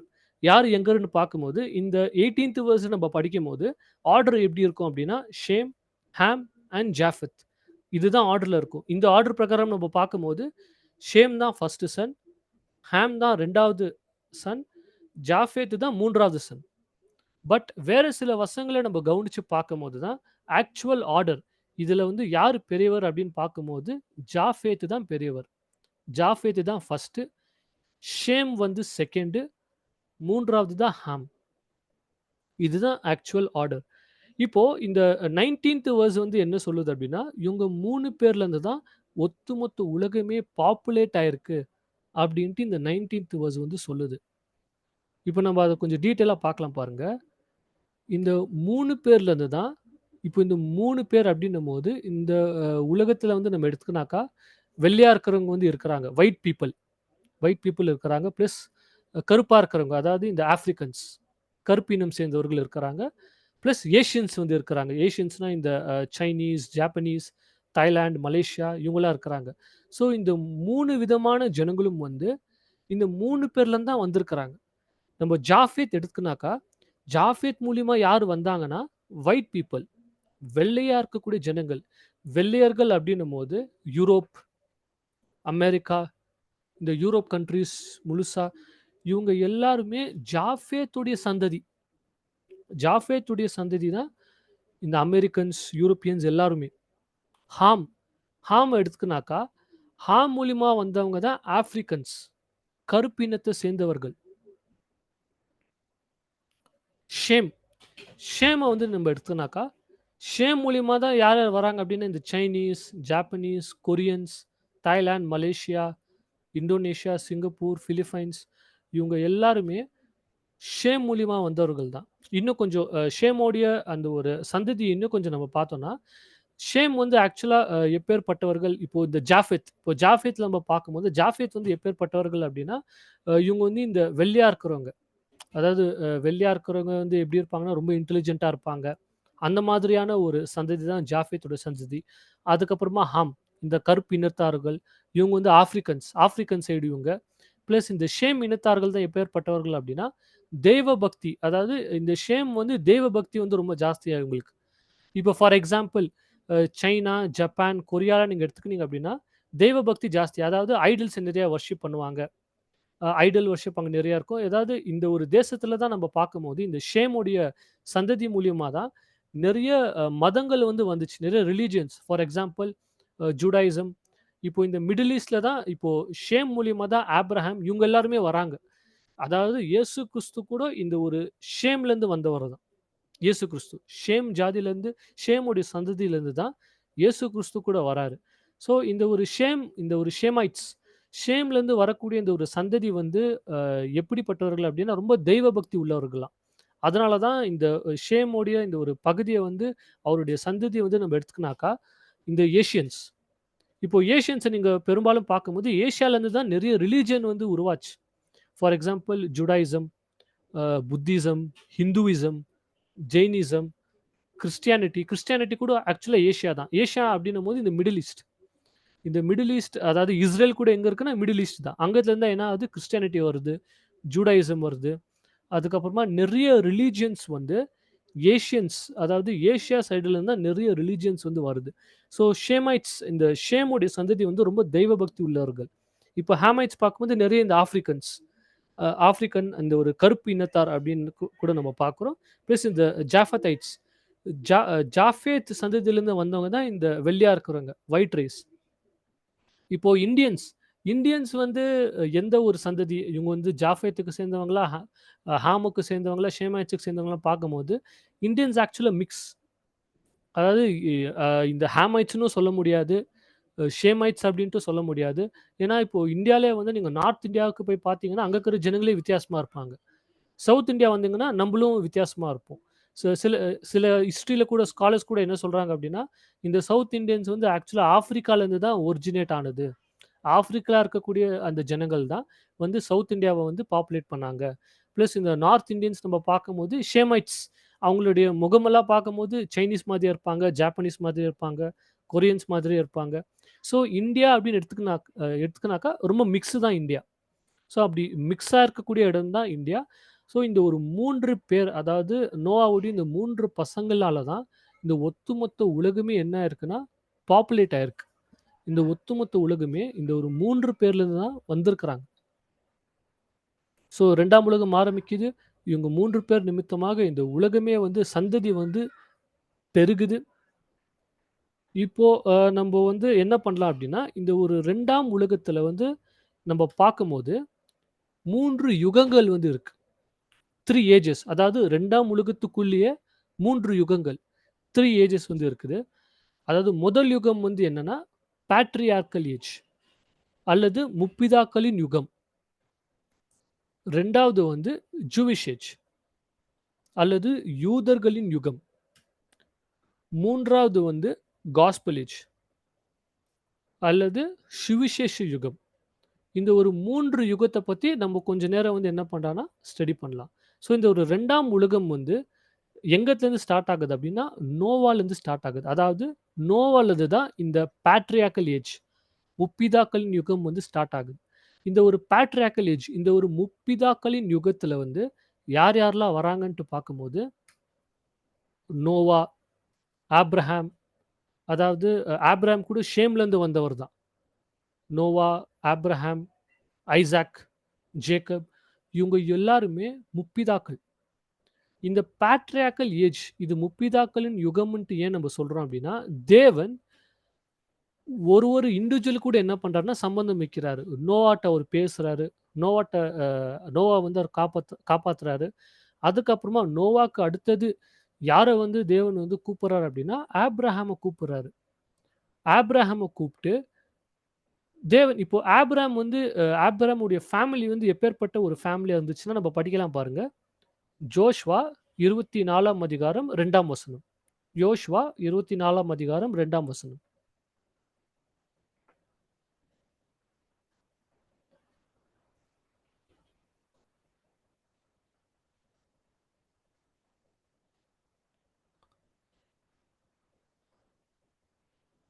யோசுவா 24ஆம் அதிகாரம் 2வது வசனம். அப்பொழுது யோசுவா சகல ஜனங்களையும் நோக்கி, இஸ்ரவேலின் தேவனாகிய கர்த்தர் சொல்லுகிறது என்னவென்றால், பூர்வத்திலே உங்கள் பிதாக்களாகிய ஆபிரகாமுக்கும் நாகோருக்கும் தகப்பனான சேராகு என்பவன் நதிக்கு அப்புறத்திலே குடியிருந்தபோது அவர்கள் வேறு தேவர்களை சேவித்தார்கள். ஆபிரகாமுடைய ஃபேமிலி வந்து வேற தேவர்களை சேவித்தார்கள்ன்னும்போது, நிறைய ஐடல் வொர்ஷிப் பண்ணிட்டு இருந்தாங்க. வேற தேவர்களை வந்து தான் அவங்க கும்பிட்டுட்டு இருந்தாங்க. பட் இந்த ஒரு ஃபேமிலில தேவன் ஆபிரகாம பார்க்குறாரு. மோஸ்ட்லி ஆபிரகாமுடைய இருதயம் வந்து எப்படி இருந்துச்சு அப்படின்னா, என்னது இது நம்ம கல்லையும், மண்ணையும் வந்து நம்ம கும்பிட்டுட்டு இருக்கிறோமே! உண்மையான தேவன் ஒருத்தர் வந்து இருக்கிறாரே! அவரு யாரு? அப்படின்ற ஒரு கொஸ்டின் ஆபிரகாமுடைய இதயத்துக்குள்ள வந்திருக்கும். இத தேவன் வந்து பார்க்குறாரு. பார்த்துட்ட பிறகு தான் தேவன் ஆபிரகாம வந்து கூப்பிடுறாரு. ஆபிரகாம வந்து ஒரு மிகப்பெரிய ஒரு கால் வந்து ஆபிரகாமுக்கு வந்து குடுக்குறாரு. ஆதியாகமம் 12ஆம் அதிகாரம் 1லிருந்து 3.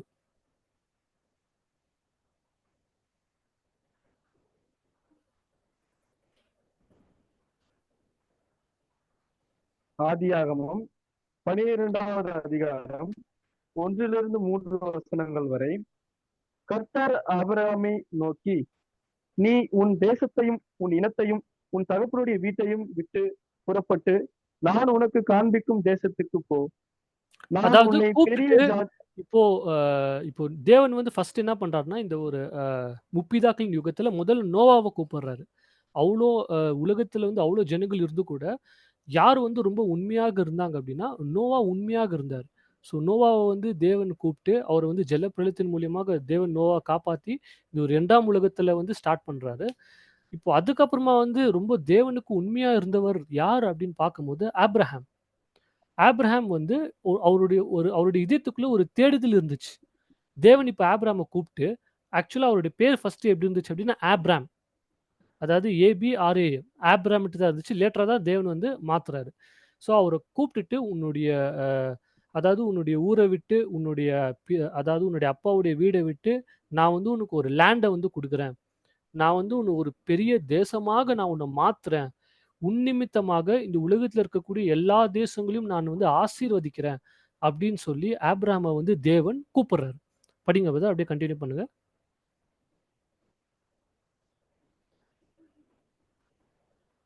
2ஆம் வசனம். நான் உன்னை பெரிய ஜாதியாக்கி உன்னை ஆசீர்வதித்து உன் பெயரை பெருமைப்படுத்துவேன். நீ ஆசீர்வாதமாய் இருப்பாய். 3வது வசனம். உன்னை ஆசீர்வதித்தவர்களை ஆசீர்வதிப்பேன், உன்னை சபிக்கிறவனை சபிப்பேன், பூமியில் உள்ள வம்சங்கள் எல்லாம் உனக்குள் ஆசீர்வதிக்கப்படும் என்றார். உன்னை யார் யாரெல்லாம் ஆசீர்வதிக்கிறாங்களோ அவங்கள நான் கூட ஆசீர்வதிப்பேன். உன்னை யார் சபிக்கிறாங்களோ அவங்கள நான் கூட சபிச்சிடுவேன். அப்பேற்பட்ட ஒரு ஆசீர்வாதத்தை, ஒரு வாக்குத்தத்தத்தை தேவன் வந்து ஆபிரகாமுக்கு குடுக்குறாரு. குடுத்து ஆபிரகாம கூப்பிட்டு, நான் வந்து உன்ன ஒரு பெரிய தேசமா நான் வந்து மாத்துறேன். உன்ன மாத்தி நான் என்ன பண்றேன் அப்டின்னா, உன் நிமித்தமாக இந்த உலகத்துல இருக்கக்கூடிய எல்லா தேசங்களையும், உன் நிமித்தமாக நான் வந்து ஆசீர்வதிக்கிறேன். அப்டின்னு சொல்லி கூப்பிடுறாரு. ஸோ ஆபிராம் வராரு. ஆபிராம் வந்த பிறகு ஆபிராம்க்கு அடுத்ததா யார் வராங்க அப்டின்னா, ஐசாக். ஐசாக் வராரு. ஐசாக் அடுத்தது யார் அப்டின்னா, ஐசாக்குடைய பையன் ஜேக்கப். ஸோ இவங்க எல்லாருமே யார் அப்டின்னா, முப்பிதாக்கள்.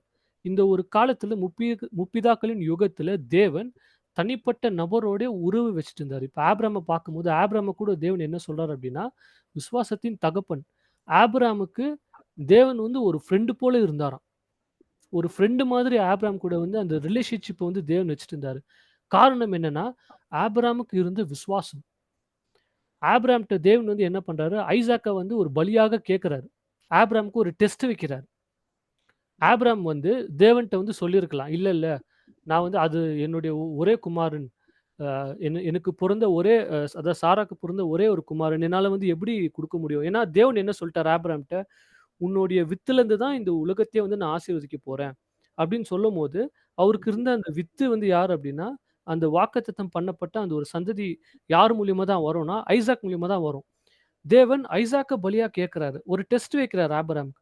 ஆனா ஆபிராம் என்ன பண்றாருன்னா, அந்த ஒரு டெஸ்ட்ல தேவன் சொன்ன உடனே, தேவன்ட்ட எந்த ஒரு ஆர்குமென்ட்டும் எதுவுமே பண்ணாம, இம்மீடியட்டா ஐசாக்க கூட்டிட்டு, ஒரு பலியாக ஐசாக்க படுக்க வச்சுறாரு. படுக்க வச்சுட்டு ஐசாக்க வந்து பலி குடுக்க போகும்போது, தேவன் இம்மீடியட்டா ஸ்டாப் பண்றாரு. ஸோ இந்த ஒரு விசுவாசத்தை அதாவது ஆபிராம் எந்த அளவுக்கு தேவன் மேல விசுவாசம் வச்சிருக்காருன்ற ஒரு விஷயத்த தேவன் பார்த்துட்டு தான், தேவன் வந்து என்ன பண்றாருன்னா, ஆபிராமுக்கு இந்த ஒரு மிகப்பெரிய வாக்குத்தத்தம். அதாவது, "உன்ன வந்து நான் வந்து உன் நிமித்தமா தான் இந்த ஒட்டுமொத்த உலகத்தையும் வந்து நான் ஆசீர்வதிப்பேன்." அப்படின்ற ஒரு விஷயத்த, ஒரு ஆசீர்வாதத்த தேவன் ஆபிராமுக்கு வந்து குடுக்குறாரு. அதுக்கப்புறமா தான் ஆபிராமுடைய பையன் ஐசாக் வராரு, யாக்கோப் வராரு. இந்த முற்பிதாக்கள் வந்து எந்த அளவுக்கு தேவனுக்கு வந்து உண்மையாக விசுவாசமாக இருந்தாங்கன்னா, இப்ப நீங்க பைபிள்ல அங்க, இங்க நீங்க படிச்சு பார்க்கும்போது, தேவன் வந்து இப்போ நீங்க மோசேய வந்து எக்ஸாம்பிள் எடுத்துக்கலாம். மோசேட்ட தேவன் போகும்போது, மோசே அவர எப்படி தெரியுமா தேவன் வந்து மோசேகிட்ட எப்படி தெரியுமா இன்ட்ரோடியூஸ் பண்ணுவாரு? "நான் வந்து ஆபிரகாம், ஐசாக், யாக்கோபின் தேவன்" அப்படின்னு சொல்லுவாரு. இவங்க 3 பேருடைய தேவன் தான் நான்.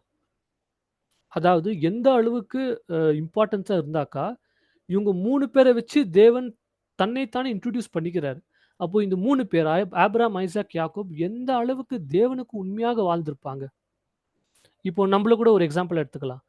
இப்போ இப்போ நம்மளுடைய அப்பா இருக்கிறாரு. இப்போ நம்மளுடைய வீட்ல அப்பா இருக்கிறாருன்னு வச்சுக்கலாம். இப்போ அப்பா வந்து அதாவது இன்னொருத்தர்ட்ட போயிட்டு நான் வந்து நம்மளுடைய பேர சொல்லி, "இவனுடைய அப்பா தான் நான்" அப்படின்னு சொல்லும்போது, அப்பாவுக்கு வந்து பெருமையா இருக்கும்.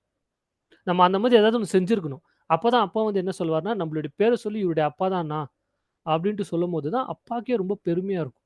இப்ப அந்த மாதிரி தேவன், பிதாவாகிய தேவன் இவங்க 3 பேர வச்சு, அப்ரஹாம், ஐசாக், யாக்கோப் இவங்க 3 பேருடைய தேவன் தான் நான் அப்படின்னு சொல்லும்போது, இவங்க 3 பேருடைய வாழ்க்கை வந்து எப்படி இருந்திருக்கும்? எந்த அளவுக்கு தேவன் மேல உண்மையாக விசுவாசம் வச்சு இந்த 3 பேரு வாழ்ந்திருப்பாங்க அப்படின்ட்டு நம்ம வந்து பைபிள்ல நெறைய இடங்கள்ல வந்து நம்ம படிக்கிறோம்.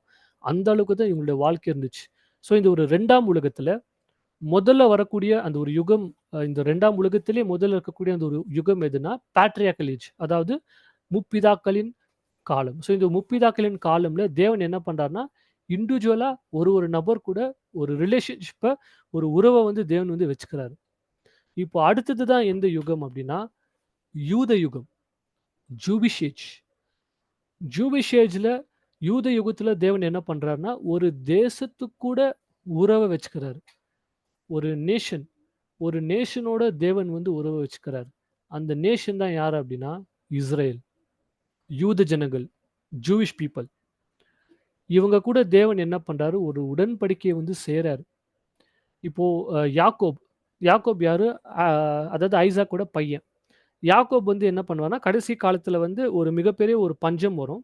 ஸோ ஜோசப் இந்த ஸ்டோரியெல்லாம் நீங்க வந்து சண்டே கிளாஸ்ல கூட கேட்டிருப்பீங்க. ஜோசப் வந்து எகிப்துல வந்து இருப்பாரு. அப்போ மிகப்பெரிய ஒரு பஞ்சம் வந்து வரும். ஸோ ஜோசப் என்ன பண்ணுவாரு அப்டின்னா, அவங்களுடைய பிரதர்ஸ் அந்த அதாவது யாக்கோபுடைய பசங்க எல்லாருமே வந்து ஈஜிப்ட்ல வந்து செட்டில் ஆக சொல்வாரு. அவங்க போய் ஈஜிப்ட்ல செட்டில் ஆகி பெருகிடுவாங்க.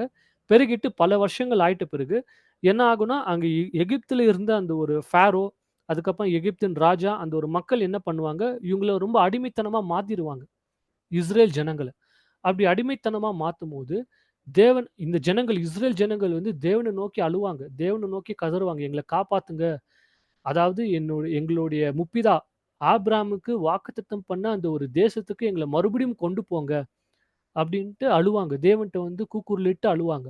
அப்படி கூக்குரலிட்டு அவங்க தேவன்ட்ட வந்து அழுகும்போது, அதுக்கப்புறமா என்ன நடக்கும் அப்படின்னா, தேவன் மோசேய வந்து கூப்பிடுறாரு. மோசேய கூப்பிட்டுட்டு மோசேட்ட போய் சொல்வாரு. இந்த மாதிரி என்னுடைய ஜனங்கள் வந்து அங்க கஷ்டப்பட்டுட்டு இருக்காங்க. நீ போயிட்டு அவங்கள காப்பாத்தி கொண்டு வா அப்படின்ட்டு தான் மோசேய கூப்பிட்டுட்டு, அதுக்கப்புறமா மோசே எகிப்துக்கு போயிட்டு நெறைய அற்புதங்கள வந்து செய்றாரு. நம்போ நெறைய இந்த விஷயங்கள வந்து கேட்டிருப்போம். இத பத்தி லேட்டரா கூட நம்ம டீட்டெயிலா கூட பார்க்கலாம். நெறைய அற்புதங்கள வந்து மோசஸ் வந்து அங்க எகிப்தில செய்றாரு. கடைசியா ஒரு அற்புதத்த வந்து செய்றாரு. அதாவது எகிப்தில இருக்கக்கூடிய எல்லா முதல் பலன்களும் என்ன ஆவாங்கன்னா, செத்து போவாங்க. செத்து போயிட்ட பிறகு தான் ஃபாரோ வந்து இத பார்த்துட்டு ரொம்ப பயந்துட்டு தான் என்ன பண்றாரு அப்டின்னா, இஸ்ரேல் ஜனங்கள எகிப்திலருந்து ரிலீஸ் பண்றாரு. ரிலீஸ் பண்ண உடனே தான் இவங்க எகிப்திலருந்து வெளிய வந்து 40 வருஷம் வனாந்திரத்தில மாட்றாங்க. 40 வருஷம் வனாந்திரத்தில வந்து மாட்டிக்கொள்றாங்க. அதாவது இவங்க அந்த ப்ராமிஸ் பண்ணப்பட்ட அந்த ஒரு தேசம், கானான் தேசத்துக்கு எகிப்திலருந்து வெளிய வந்து 40 நாள்லயே இவங்க வந்து போயிருக்கலாம். பட் இவங்க வந்து 40 நாள்ல வந்து இவங்களால போக முடியல. காரணம் என்னன்னா, இவங்களோட அவிசுவாசம். தேவன் மேல விசுவாசம் இல்ல. இவங்க வந்து என்ன பண்றாங்கன்னா, ஒரு 40 பேர செலக்ட் பண்ணி, போயிட்டு அந்த கானான் தேசத்த வேவு பார்க்கறதுக்கு 40 பேர அனுப்புறாங்க. அந்த தேசத்துல எல்லாம் எப்படி இருக்கிறாங்க? போயிட்டு பார்த்துட்டு வாங்க அப்படின்ட்டு, ஒரு 40 நாள் அதாவது சாரி 40 பேர்ல ஒரு 12 பேர செலக்ட் பண்ணி இவங்க அனுப்புறாங்க. 12 பேர செலக்ட் பண்ணி இவங்க இவங்க அனுப்புன உடனே, அவங்க போயிட்டு வேவு பார்த்துட்டு ரிட்டர்ன் வராங்க. ரிட்டர்ன் வந்த பிறகு அ அதுல வந்து மெஜாரிட்டி அதாவது அந்த 10 பேர் வந்து என்ன சொல்றாங்க அப்படின்னா, அதுல 12 பேர்ல 10 பேர் என்ன சொல்றாங்கன்னா, "இல்ல, இல்ல. அங்க வந்து ஜனங்க வந்து ரொம்ப பெருசா இருக்கிறாங்க. ஜெயண்ட் மாரி இருக்கிறாங்க. நம்மளால அந்த தேசத்துக்குள்ள போக முடியாதுன்ற மாரி ஒரு தவறான செய்திய சொல்லிர்றாங்க. பட் மிச்சம் இருக்கக்கூடிய 2 பேர் மட்டும் தான் அவங்க என்ன சொல்றாங்கன்னா, "இல்ல, இல்ல நம்மளால அந்த தேசத்த வந்து போக முடியும். தேசத்துக்குள்ள நம்மளால போக முடியும். அந்த தேசத்துக்குள்ள போயிட்டு தேவன் நமக்கு வாக்குத்தத்தம் பண்ண தேசம் அது. கண்டிப்பா தேவன் அந்த தேசத்த வந்து நமக்கு குடுப்பாரு." அப்படின்ட்டு சொல்றாங்க. பட் இவங்க வந்து அந்த 10 பேர் சொன்ன அந்த சாட்சிய தான் நம்பி, தேவன் மேல ஒரு அந்த அவிசுவாசத்த காட்டுதால, தேவன் என்ன பண்றாரு அப்படின்னா, 40 நாள்ல வந்து அவங்க கானானுக்கு போய் சேர்ந்திருக்கலாம். ஆனா 40 வருஷமா வனாந்திரத்துக்குள்ளேயே அவங்கள சுத்த விடுறாரு தேவன். நிறைய பாடங்கள வந்து அவங்களுக்கு கற்பிக்கிறார்.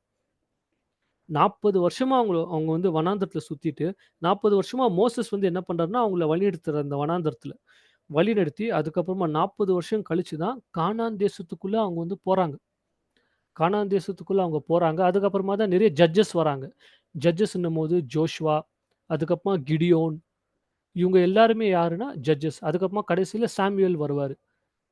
ஸோ சாமுவேல் வந்த பிறகு தான் அவங்க வந்து என்ன பண்ணுவாங்க, ஒரு ராஜாவ வந்து கேட்பாங்க. எங்களுக்கு வந்து ராஜா தேவ. எங்களுக்கு ராஜாவ வந்து நீங்க குடுங்க. அப்டின்ட்டு கேட்பாங்க. தேவன் என்ன சொல்வார்ன்னா, ராஜாலாம் வந்தாக்கா உங்கள வந்து அவங்கள ஆட்சி செய்வாங்க. ஆளுகை பண்ணுவாங்க அப்டின்ட்டு தேவன் வந்து சொல்றாரு. பட் அதையும் கேட்காம அவங்க ராஜா கேட்டதால, தேவன் வந்து அவங்களுக்கு ராஜா வந்து குடுக்குறாரு.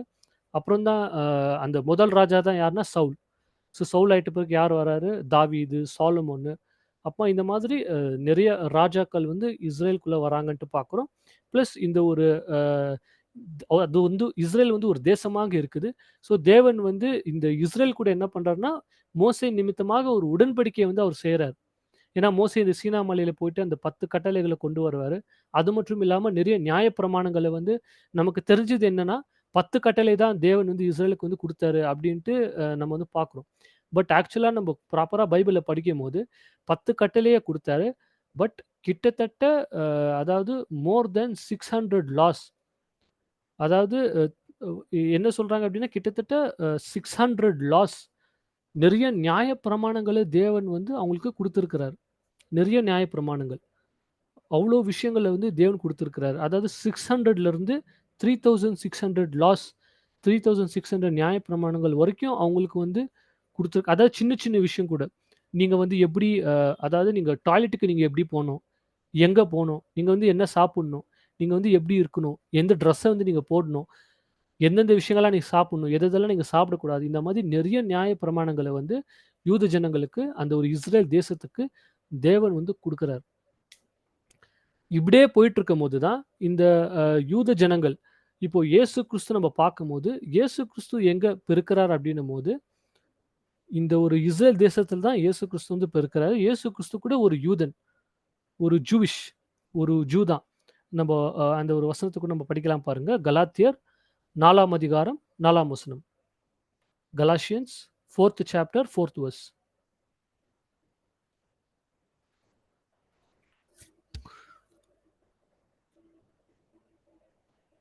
கலாத்தியர் 4ஆம் அதிகாரம் 4வது வசனம். நாம் புத்திர சுவிகாரத்தையுடைய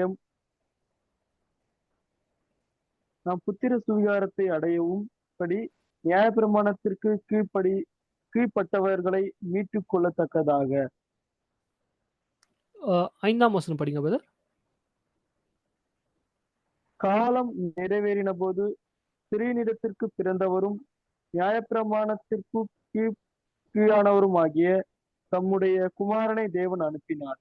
அதாவது தேவனுடைய குமாரன் யாருன்னா இயேசு கிறிஸ்து. ஸோ இயேசு கிறிஸ்து காலம் நிறைவேன அதாவது அந்த கரெக்ட்டான டைம் வரும்போது, அவரு வந்து இயேசு கிறிஸ்து வந்து பிறக்கிறாரு. எத கீழ அவரு பிறக்கிறாரு அப்டின்னா, நியாயப்பிரமாணம்.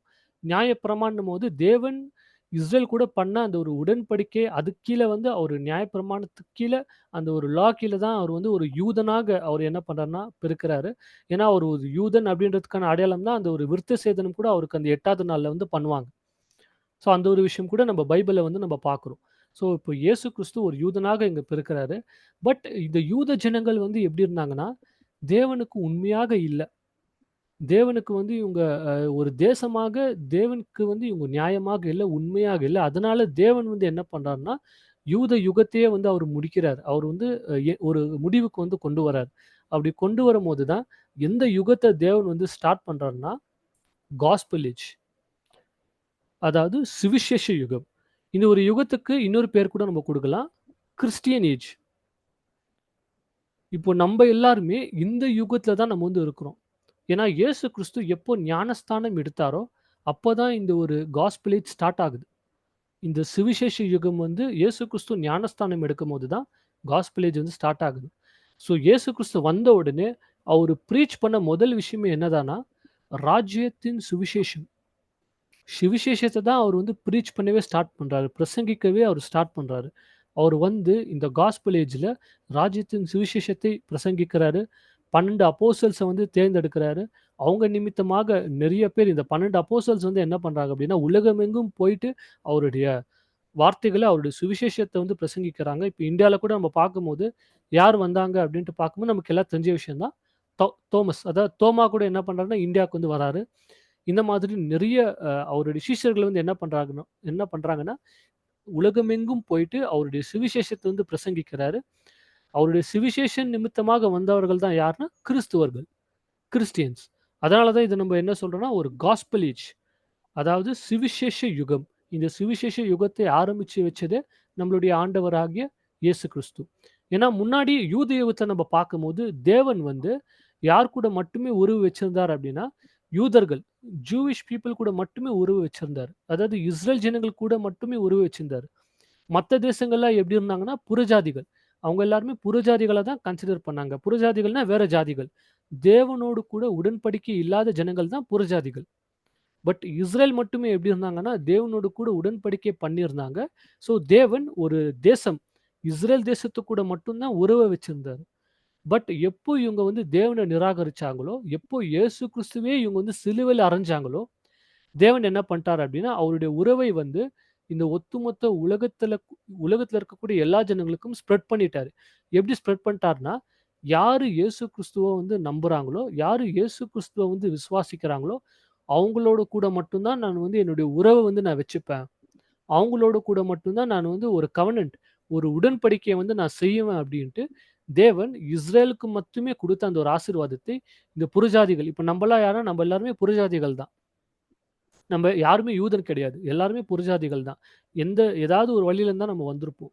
ஸோ நம்ப இப்ப எப்படி கிறிஸ்துவர்களாக நம்ப இருக்கிறோம்னா, இயேசு கிறிஸ்து மேல நாம் எல்லாரும் அவருடைய அந்த ஒரு ரத்தத்தின் மேல நாம் விசுவாசம் வச்சதால தான் நம்ம எல்லாருமே ஒரு கிறிஸ்துவர்களாக நம்ம இருக்கிறோம். இந்த ஒரு சுவிசேஷ யுகத்துல நம்ம எல்லாருமே இருக்கிறோம்.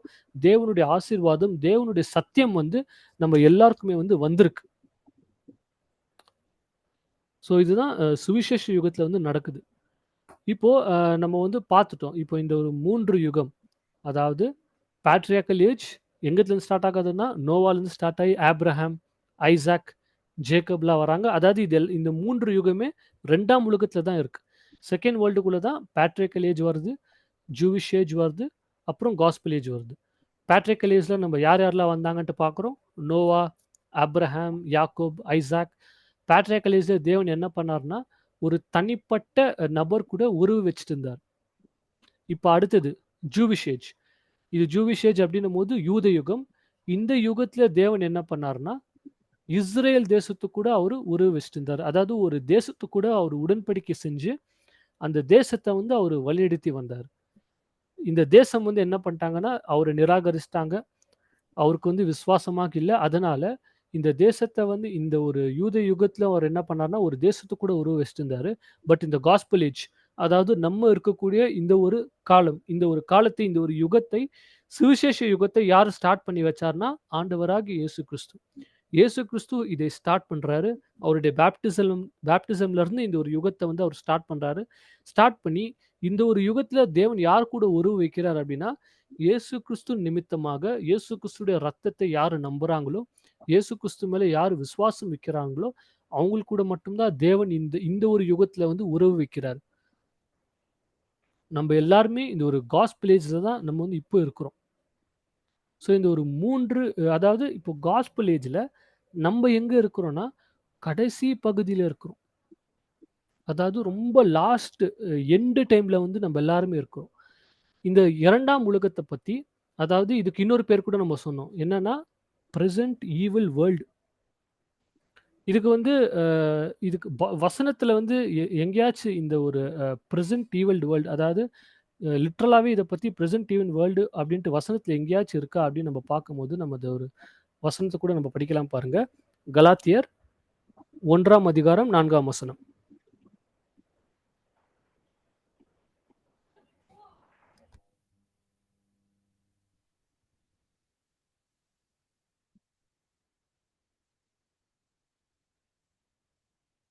கலாத்தியர் கலாத்தியர் 1ஆம் அதிகாரம் 4ஆம் வசனம். கலாத்தியர் 1ஆம் அதிகாரம் 4வது வசனம்.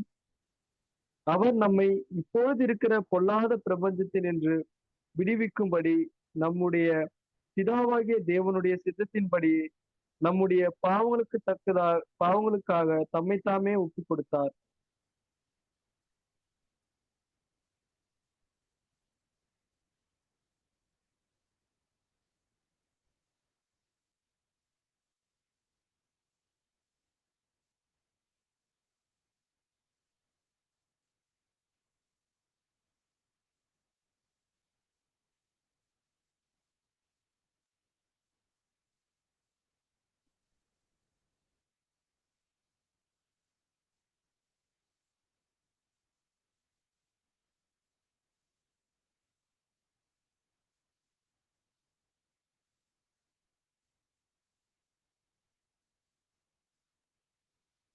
பிரதர் வாய்ஸ் கேட்கலைங்க பிரதர். பிரதர் கேக்குதா இப்போ வாய்ஸ்? ஹலோ. இப்போ ஓகேங்க brother. Okay, okay. Thank you brother. அதாவது இப்போ நம்ம படிச்சோம். இந்த ஒரு இப்போ இந்த கலாத்தியர் 1ஆம் அதிகாரம் 4ஆம் வசனத்த கூட படிச்சோம். இந்த ஒரு உலகத்தை குறிச்சு தேவன் சொல்லும்போது, இது வந்து பொல்லாத உலகம். Present evil world. ஏன்னா, இந்த ஒரு உலகத்தை வந்து ஆட்சி செஞ்சு கொண்டிருக்கிறது யாரு? அப்படின்னு நம்ம பார்க்கும்போது, சாத்தானானவன். இப்பிரபஞ்சத்தின் தேவனானவன் யாரு? அப்படின்னும்போது சாத்தான். முதலாம் உலகத்தை தேவன் யாருக்கு குடுத்தார் அப்படின்னும்போது, தூதர்களுக்கு குடுத்தார். அந்த தூதர்கள் என்ன பண்ணிட்டாங்க? அவங்க வந்து தவறு செஞ்சுட்டாங்க. தவறு செஞ்சு இந்த பூமிக்கு வந்து பூமியில இருக்கக்கூடிய இந்த ஒரு மனுஷ ஜாதிய வந்து அவங்க என்ன பண்ணிட்டாங்க அப்படின்னா, கல்யாணம் செஞ்சு குழந்தை பெத்துக்குனாங்க. அந்த குழந்தை பெத்துக்குனாங்க. அது நிமித்தமாக தான் நிறைய ராட்சசர்கள் வந்து வந்தாங்க. அந்த ராட்சசர்கள வந்து தேவன் என்ன பண்றாரு? முதலாம் உலகத்த வந்து அழிக்கிறாரு. முதலாம் உலகத்த அழிச்சு, அந்த முதலாம் உலகத்த தவறு செஞ்ச அந்த ஒரு தூதர்கள வந்து தேவன் என்ன பண்றாரு அப்படின்னா, ஒரு சங்கிலியால அவங்கள கட்டி வச்சுறாரு. நம்ம அந்த வசனத்த படிக்கலாம் பாருங்க. ஜூட் ஜூட் புக் யூதா 1ஆம் அதிகாரம் 6ஆம் வசனம். யூதா 1ஆம் யூதா அதிகாரம் 1ஆம் 6ஆம் வசனம். அதிகாரம் 6வது யூதா 1ஆம் அதிகாரம் 6வது வசனம். தங்களுடைய ஆதி மேன்மையை காத்துக் கொள்ளாமல் தங்களுக்குரிய வாசஸ்தலத்தை விட்டுவிட்ட தூதர்களையும் மகா நாளின் நியாயத்தீர்ப்புக்கென்று நித்திய சங்கிலிகளினாலே கட்டி அந்தகாரத்தில் அடைத்து வைத்திருக்கிறார். ஆ இப்போ அந்த முதலாம் உலகத்துல தவறு செஞ்ச அந்த ஒரு தூதர்கள தேவன் என்ன பண்ணியிருக்கிறார் அப்படின்னா, ஒரு நித்திய சங்கிலினாலே நியாய தீர்ப்பு நாள் வரைக்கும் அவங்கள கட்டி வச்சிருக்கிறாரு. அவங்கள செயின் பண்ணி வச்சிருக்கிறாரு. ஏன்னா, அவங்க என்ன பண்ணிட்டாங்க, அவங்களுடைய அந்த வாசஸ்தலத்த அவங்களுடைய வாசஸ்தலம் சொல்லும்போது, தூதர்களுக்குன்னே தேவன் என்ன பண்ணாரு, அந்த ஆசீர்வாதத்த குடுத்து அவங்கள அதாவது தூதர்களுக்குன்னே அந்த ஒரு இடத்த வந்து தேவன் வச்சிருந்தாரு. பட் அவங்க என்ன பண்ணிட்டாங்க அப்படின்னா, அந்த ஒரு வாசஸ்தலத்தையும் அவங்க விட்டு, அவங்களுடைய மேன்மை, அவங்களுடைய மகிமைய வந்து அவங்க விட்டு, இந்த பூமிக்கு வந்து அவங்க தவறு செஞ்சதால, தேவன் என்ன பண்ணிட்டாரு, அவங்கள வந்து கட்டி வச்சுட்டாரு. அவங்கள வந்து எந்த இடத்துல கட்டி வச்சிருக்காரு அப்படின்னா, இத பத்தி நம்போ நரகம் அப்படின்ற ஒரு பாடம் வரும். அந்த ஒரு பாடத்துல கூட நம்ம பார்க்கலாம்.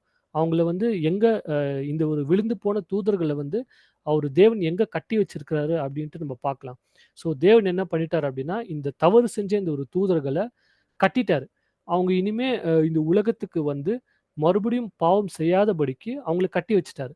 மறுபடியும் தூதர்கள் வந்து மனுஷர்கள் போல வந்து இங்க இருக்கக்கூடிய குமாரத்திகள வந்து அவங்க கல்யாணம் பண்ண முடியுமான்னு கேட்டாக்கா முடியாது.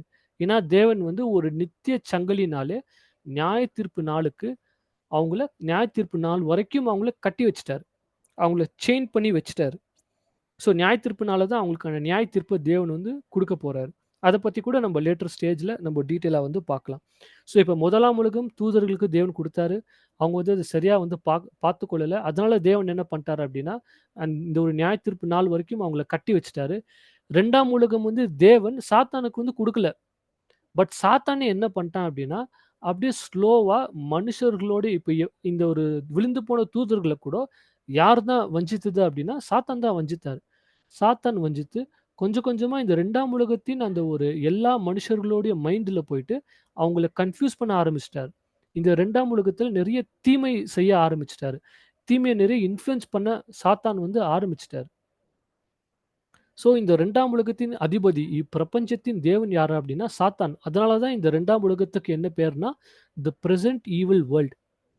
இந்த உலகமே வந்து தீமையால நிறைஞ்சிருக்கும்போது, தேவன் இந்த சுவிசேஷ யுகத்துல, அதாவது இந்த காஸ்பல் ஏஜ் இந்த காஸ்பல் ஏஜ்ல தேவன் வந்து இப்போ ஸ்பெஷலா என்ன பண்றாரு அப்டின்னா, நம்ம ஒரு வசனத்த படிக்கலாம். Acts 15th chapter 14th verse. அப்போஸ்தலர்ஸ் 15ஆம் அதிகாரம் 14ஆம் வசனம். அப்போஸ்தலர் 15ஆம் அதிகாரம் 14வது வசனம்.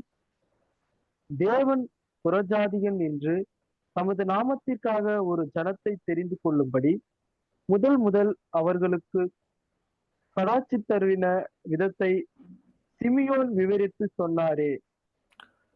தேவன் என்ன பண்றாரு அப்டின்னா, அவருடைய நாமத்துக்கென்று ஒரு சிறு கூட்டத்த வந்து தேவன் ரெடி பண்ணிட்டே வந்துட்டு இருக்காராம். ஒரு சிறு கூட்டத்தை தேவன் தயார்படுத்திட்டு வந்துட்டு இருக்காராம். யார் இந்த சிறு கூட்டம்? பிளஸ் பைபிள்ல வந்து ரொம்ப நாளாவே ஒரு ரகசியம் வந்து தேவன் வச்சிருக்கிறாரு. ஒரு மிகப்பெரிய ஒரு மிஸ்ட்ரி. அதாவது சதா காலத்துக்கும் இந்த ஒரு மிஸ்ட்ரிய வந்து என்ன ஆச்சு அப்டின்னா, நெறைய பேர் இத கண்டுபிடிக்க ட்ரை பண்ணாங்க. நெறைய தீர்க்கதரிசிகள், நெறைய பேரு பழைய ஏற்பாடுல இருந்து நெறைய பேர் வந்து என்னது இது இந்த ஒரு ரகசியம் அப்டின்ட்டு நெறைய பேர் வந்து கண்டுபிடிக்க ட்ரை பண்ணாங்க. பட் அவங்களால வந்து அத கண்டுபிடிக்கவே முடியல. அந்த ரகசியம் என்ன? எந்த ரகசியத்த தேவன் வந்து இவ்ளோ வருஷமா வந்து வச்சிருக்கிறாரு அப்டின்ற ஒரு விஷயத்த வரப்போற பாடங்கள்ல வந்து நம்ம இன்னும் தெளிவாக பார்க்க போறோம். யார் இந்த கூட்டத்தார்? யார் இந்த ஜனங்க? யார வந்து தேவன் ரெடி பண்ணிட்டுருக்காரு? இவங்கள எதுக்காக ரெடி பண்றாரு? இவங்க வந்து இவங்கள ரெடி பண்ணி இவங்களுக்காக அவர் என்ன வச்சிருக்காரு? இவங்களுக்கு அவர் என்ன குடுக்க போறாரு? அப்டின்ற ஒரு விஷயத்த வந்து நம்ம வரப்போற பாடங்கள்ல ரொம்ப டீட்டெயிலாவே வந்து நம்ம பார்க்கலாம். ஸோ இது வந்து ஒரு ரகசியமாக இருக்கு. காஸ்பல் ஏஜ்ல ஒரு ரகசியத்த தேவன் வந்து ரகசியமா ஒரு விஷயத்த தேவன் பண்ணிட்டுருக்காரு. அது வந்து ஒரு ரகசியமாக இருக்கு. அந்த ரகசியத்த வந்து சத்தியத்தின் நிமித்தமாக தேவன் வெளிப்படுத்தி இருக்கிறார். நமக்கு அது ஓப்பன் பண்ணியிருக்கிறாரு. நம்ம அது வரப்போற கிளாஸ்ல வந்து நம்ம என்ன பண்ணலாம் அப்டின்னா, சத்தியத்தின் நிமித்தமாக அந்த ஒரு வசனங்கள வந்து பார்க்கலாம். ஸோ ஒரு பக்கம் இந்த ரகசியமான வேலை ஆயிட்டிருக்கு. இன்னொரு பக்கம் தேவன் என்ன பண்றாரு அப்டின்னா, இந்த ஒரு தீமையான உலகத்தை 2ஆம் உலகத்தை அழிக்கப் போறார். இத வந்து ஒரு நியாய தீர்ப்புக்கு அவரு கொண்டு வரப் போறார். நம்போ அ இந்த வசனத்த வாசிக்கலாம் பாருங்க. 13ஆம் வசனம். 2 பேதுரு 3ஆம் அதிகாரம் 7ஆம் வசனம். முதல் உலகத்த தேவன் எப்படி அழிச்சாரு? ஜலத்தினாலே அழிச்சாரு. 2ஆம் உலகத்த தேவன் எப்படி அழிக்கப் போறாரு? பார்க்கலாம் பாருங்க 7ஆம் வசனம். 2 பேதுரு 3ஆம் அதிகாரம் 7வது வசனம். இப்பொழுது இருக்கிற வானங்களும் பூமியும் அந்த வார்த்தையினாலேயே அக்கினிக்கு இரையாக வைக்கப்பட்டு தேவ பக்தி இல்லாதவர்கள் நியாயம் தீர்க்கப்பட்டு அழிந்து போகும் நாள் வரைக்கும் காக்கப்பட்டிருக்கிறது. அதாவது இந்த 2ஆம் உலகத்தை இப்போ இருக்கக்கூடிய இந்த ஒரு உலகத்தை அதாவது வானங்கள், பூமி அப்டின்னும்போது வானங்கள் அப்டின்னும்போது சாத்தானுடைய அந்த ஒரு ஆட்சி. நம்ம பார்க்குறோம். சாத்தான் தான் வந்து என்ன பண்றாரு அப்டின்னா, சாத்தான் தான் ஆட்சி செஞ்சுட்டு இருக்காரு. பூமி அப்டின்னும்போது இந்த பூமியில இருக்கக்கூடிய அமைப்புகள். அந்த பாலிடிக்ஸ், சொசைட்டி, ரிலிஜியஸ், எக்கனாமி இது எல்லாமே என்ன பண்ணிட்டுருக்காங்கன்னா, இவங்க எல்லாருமே ஆட்சி செஞ்சுட்டு இருக்காங்க. ஸோ இந்த ஒரு உலகத்தை வந்து தேவன் அக்னிக்காக வச்சிருக்கிறாராம். அக்னியில வந்து இந்த தேவன் வந்து இந்த உலகத்தை வந்து நியாயம் தீர்க்கப் போறாராம். அக்னியில நியாயம் தீர்க்கப் போறார் அப்டின்னா, முதலாம் உலகத்தை தேவன் எப்படி அழிச்சாரு? மிகப்பெரிய ஒரு ஜலப்பிரளயம். ஒரு ஃப்ளட். மிகப்பெரிய ஃப்ளட் வந்து இந்த ஒட்டுமொத்த உலகத்தையே வந்து அழிச்சுச்சு. 2ஆம் உலகத்தை தேவன் எதுக்காக வச்சிருக்காருன்னா, நெருப்பு. அக்னிக்காக வச்சிருக்கிறாரு. இப்போ நம்ம எல்லாருக்குமே ஒரு கேள்வி. அப்போ தேவன் இந்த 2ஆம் உலகத்தை நெருப்பால அழிக்கப் போறாரா? நெருப்ப வச்சு எல்லாத்தையுமே கொளுத்தப் போறாரா? அப்படின்ற ஒரு கேள்வி. இப்போ நம்போ நெறைய இந்த மூவிஸ் இந்த உலகத்துல கூட நெறைய படம் எடுப்பாங்க. அர்மகிதோன் யுத்தம் அப்படின்ற ஒரு படமே வந்து இருக்கு. அர்மகிடோன், 3ஆம் உலகப் போர். இந்த உலகம் வந்து நெருப்புனால அழியப்போது. அப்படின்ட்டு நெறைய வந்து நம்ம கேள்விப்பட்டிருப்போம். உண்மையாலுமே தேவன் வந்து இந்த உலகத்தை அக்னிய வச்சு அழிக்கப் போறாரா? ஏன்னா இந்த வசனம் வந்து எப்படி சொல்லுது அப்படின்னா, "by the same word the present heavens and earth are reserved for fire." ஃபயர வச்சு இந்த உலகத்தை தேவன் வந்து அழிக்கப் போறாரா அப்படின்னு கேட்டாக்கா, நம்ம படிக்கலாம் பாருங்க. 2 பேதுரு 3ஆம் அதிகாரம் 10ஆம் வசனம். 2 பீட்டர் 3 சாப்டர் 10th வெர்ஸ். 2 பேதுரு 3ஆம் அதிகாரம் 10வது வசனம். கர்த்தருடைய நாள் இரவிலே திருடன் வருகிற விதமாய் வரும். அப்பொழுது வானங்கள் மடமட என்று அகன்று போம். பூதங்கள் வெந்து உருகிப் போம். பூமியும் அதிலுள்ள கிரியைகளும் எரிந்து அழிந்து போம். பூமியும் அதிலுள்ள கிரியைகளும் எரிந்து அழிந்து போகும். அதாவது இந்த ஒரு வசனத்த கொஞ்சம் நம்ம தெளிவா தியானிக்கும்போது, அக்னிக்காக இந்த 2ஆம் உலகத்தை வச்சிருக்கிறார்ன்னும்போது, அக்னிய வச்சு இந்த 2ஆம் உலகத்தை அழிக்கப் போறதில்ல. மாறாக, இங்க யூஸ் பண்ணப்பட்டிருக்க அந்த ஒரு வார்த்தை, அக்னி அப்படின்றது வந்து, இது வந்து ஒரு அடையாளமான பாஷை. Symbolic language. நம்ம 10 மெத்தட்ஸ் ஆஃப் பைபிள் ஸ்டடி கூட ஸ்டார்ட்டிங்ல பார்த்திருப்போம். அதுல ஒரு மெத்தட் என்ன அப்படின்னா, சிம்பல். தேவன் என்ன பண்ணியிருக்காரு, அவருடைய நியாய தீர்ப்ப ரெப்ரசன்ட் பண்ற விதமாக இங்க ஃபயர வந்து வச்சிருக்காரு. இப்போ ஃபயர் அப்படின்னும்போது, ஏன் ஃபயர யூஸ் பண்ணாரு அப்படின்னு பார்க்கும்போது, இப்போ ஒரு விஷயத்த எடுத்து ஃபயர வச்சு நம்ம எரிச்சாக்கா, அந்த விஷயம் வந்து கம்ப்ளீட்டா அழிஞ்சு போயிடும். அதோடைய ட்ரேஸஸ் அதாவது அதோடைய ட்ரேஸஸ் கூட இருக்காது. இப்போ முதலாம் உலகத்த நம்ம பார்க்கும்போது, இப்போ முதலாம் உலகத்த வந்து தேவன் வந்து அழிச்சாரு. அழிச்ச பிறகு கூட, அந்த தீமையான காரியம் சரி, இப்போ முதலாம் உலகத்த வந்து அந்த ராட்சசர்கள தேவன் அழிச்சாரு. அந்த ராட்சசர்கள் மற்றும் அங்க தீமையாக யோசிச்ச அந்த ஜனங்கள வந்து தேவன் அழிச்சாரு. பட் 2ஆம் உலகம் ஆரம்பிக்கும்போது, அந்த தீமையான யோசனைகள், தீமையான காரியங்கள் வந்து ஸ்டாப் ஆச்சுன்னு கேட்டாக்கா கிடையாது. ஸ்டாப் ஆகவே இல்ல. இன்னும் ஜாஸ்தி ஆயிடுச்சு. என்ன ஒண்ணு ராட்சசர்கள் வரல. ஏன்னா தேவன் என்ன பண்ணிட்டாரு, அந்த தேவதூதர்கள கட்டி போட்டாரு. அவங்கள கட்டி போட்டதால, அவங்கள செயின் பண்ணி வச்சதால, ராட்சசர்களே வரல. பட் மனுஷகுலம் என்ன பண்ணிட்டாங்க, தீமை செய்ய ஆரம்பிச்சுட்டாங்க. தீமை இன்னும் ஜாஸ்தி ஆயிடுச்சு. இப்போ நம்ம கரண்ட்டா நம்ம உலகத்துல பார்க்கும்போது, தீமை ரொம்ப கம்மியா இருக்கான்னு கேட்டாக்கா கிடையாது. அதாவது முதலாம் உலகத்த கம்பேர் பண்ற அளவுக்கு இன்னும் ஜாஸ்தியா தான் இருக்கு. இன்னும் ஜாஸ்தி ஆயிட்டு போயிட்டு தான் இருக்கு. இங்க நெருப்ப வச்சு நான் 2ஆம் உலகத்த எரிக்க போறேன் அப்படின்னும்போது, நெருப்பு எதுக்காக இங்க யூஸ் பண்றாரு அப்படின்னா, தேவன் 2ஆம் உலகத்தை 2ஆம் உலகத்துல இருக்கக்கூடிய இந்த ஒரு தீமையான விஷயங்களை கம்ப்ளீட்டா அழிக்க போறாரு. அதாவது இந்த 3ஆம் உலகம் ஆரம்பிக்கும்போது, 3ஆம் உலகத்துல வந்து இந்த தீமையான விஷயங்களே இருக்காது. பாவம், தீமை, தவறான விஷயங்கள் இது எதுவுமே இருக்காது. அதுக்கான அடையாளம் கூட 3ஆம் உலகத்துல வந்து இருக்காது. 3ஆம் உலகத்துல தேவன் என்ன பண்ண போறார் அப்டின்னா, இந்த எல்லா விஷயங்களையும் எரிக்க போறாரு. நான் நெருப்பு வச்சு எரிப்பேன்னும்போது எத எரிக்க போறார்ன்னா, அந்த எரிக்கிறேன் அப்டின்னும்போது, அவருடைய நியாய தீர்ப்ப தான் அது வந்து குறிக்குது. அவருடைய ஜட்ஜ்மென்ட். அவரு எத எரிக்க வர்றார் அப்டின்னா, முதல்ல சாத்தான வந்து அவரு அழிப்பார். சாத்தான வந்து கட்டிட்டு, அவர் என்ன பண்ணுவார்ன்னா, சாத்தான அழிப்பாரு. சாத்தான அது மட்டும் இல்லாம, சாத்தான அழிக்கிறது அப்டின்னும்போது, இந்த உலகத்தில இருக்கக்கூடிய, இந்த பூமியில இருக்கக்கூடிய அமைப்புகள். இப்போ மறுபடியும் படிக்கலாம் பாருங்க. 2 பேதுரு 3ஆம் அதிகாரம் 10ஆம் வசனம். கொஞ்சம் கிளியரா நம்ம கவனிக்கலாம். 2 பேதுரு 3ஆம் அதிகாரம் 10ஆம் வசனம். 2 பேதுரு 3ஆம் அதிகாரம் 10வது வசனம். கர்த்தருடைய நாள் இரவிலே திருடன் வருகிற விதமாய் வரும். அப்பொழுது வானங்கள் மடமட என்று அகன்று போம். அதாவது பூதம் ஃபர்ஸ்ட்டு வானங்கள் வந்து மடமடவென்று அகன்று போகும். அதாவது வானங்கள்ல இருக்கக்கூடிய அந்த ஒரு அதிகாரத்தை தேவன் என்ன பண்றாரு அப்டின்னா, அத நியாயம் தீர்க்கிறாரு, பனிஷ் பண்றாரு. அது நியாய தீர்ப்புக்கு தான் என்ன ஒரு அடையாளமாக இங்க வசனத்தில யூஸ் பண்றாங்க அப்டின்னா, நெருப்பு. அக்னிய வச்சு பண்ண போறாரு அப்டின்னா, அது ஒரு நியாய தீர்ப்ப தான் அது வந்து குறிக்குது. ஃபயர் அப்டின்னும்போது ஜட்ஜ்மென்ட். ஃபயர் தான் ஜட்ஜ்மென்ட்க்கு ஒரு அடையாளமாக இருக்கு. கன்டின்யூ பண்ணுங்க பிரதர். பூதங்கள் வெந்து உருகிப் போம். பூமியும் அதிலுள்ள கிரியைகளும் எரிந்து அழிந்து போம். ஆ பூமியில உள்ள கிரியைகள். பூமியில உள்ள கிரியைகள் அப்படின்னும்போது, இந்த பூமியில இருக்கக்கூடிய இந்த ஒரு தீமையான கிரியைகள் வந்து தேவன் அழிக்கிறாராம். இந்த தீமையான கிரியைகள் எது நிமித்தமாக தான் உண்டாகுது அப்படின்னா, இந்த 4 அமைப்புகள். நீங்க பார்க்கக்கூடிய இந்த ஒரு 4 அமைப்புகள். Politics, society, religious, economy. இந்த 4 அமைப்புகள் தான் கரப்ட் ஆயி போயிருக்கு.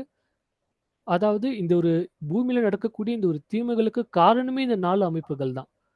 பொலிட்டிக்ஸ் இருக்கும், சொசைட்டி இருக்கும். இப்ப நீங்க பாருங்க, இந்த உலகத்துல நடக்கக்கூடிய எல்லா தீமைகளும் எதுக்காக நடக்கும் அப்டின்னா, பணத்துக்காக தான் நடக்கும். அதிகாரத்துக்காக தான் நடக்கும்.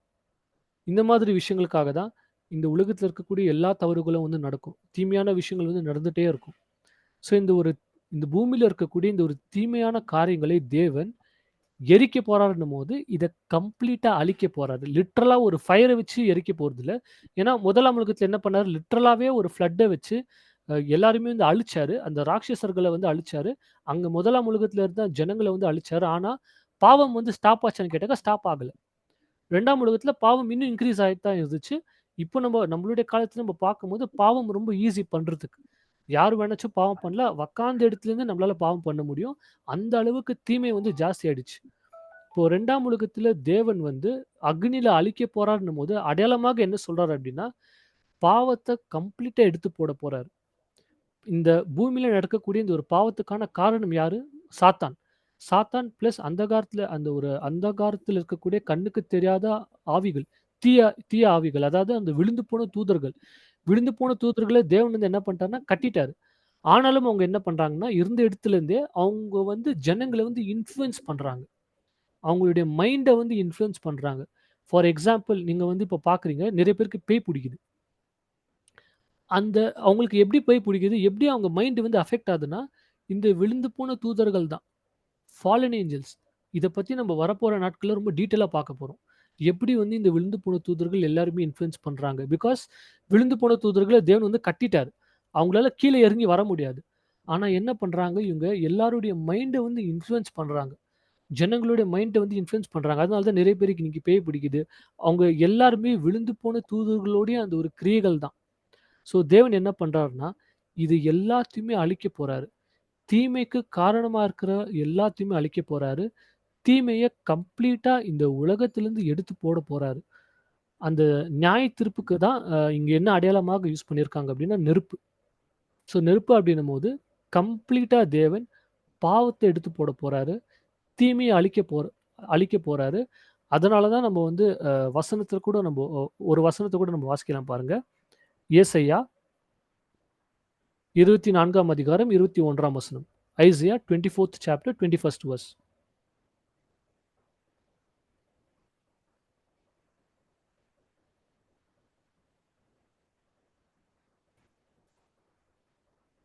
ஏசாயா 24ஆம் அதிகாரம் 21வது வசனம். அக்காலத்தில் கர்த்தர் உன்னதமான சேனையை உன்னதத்திலும் பூமியின் ராஜாக்களை பூமியிலும் விசாரிப்பார். விசாரிப்பார்னும் போது இங்கிலீஷ்ல எப்படி இருக்கும் அப்படின்னா, in the day the lord will punish the powers in the heavens above and the kings on the earth below.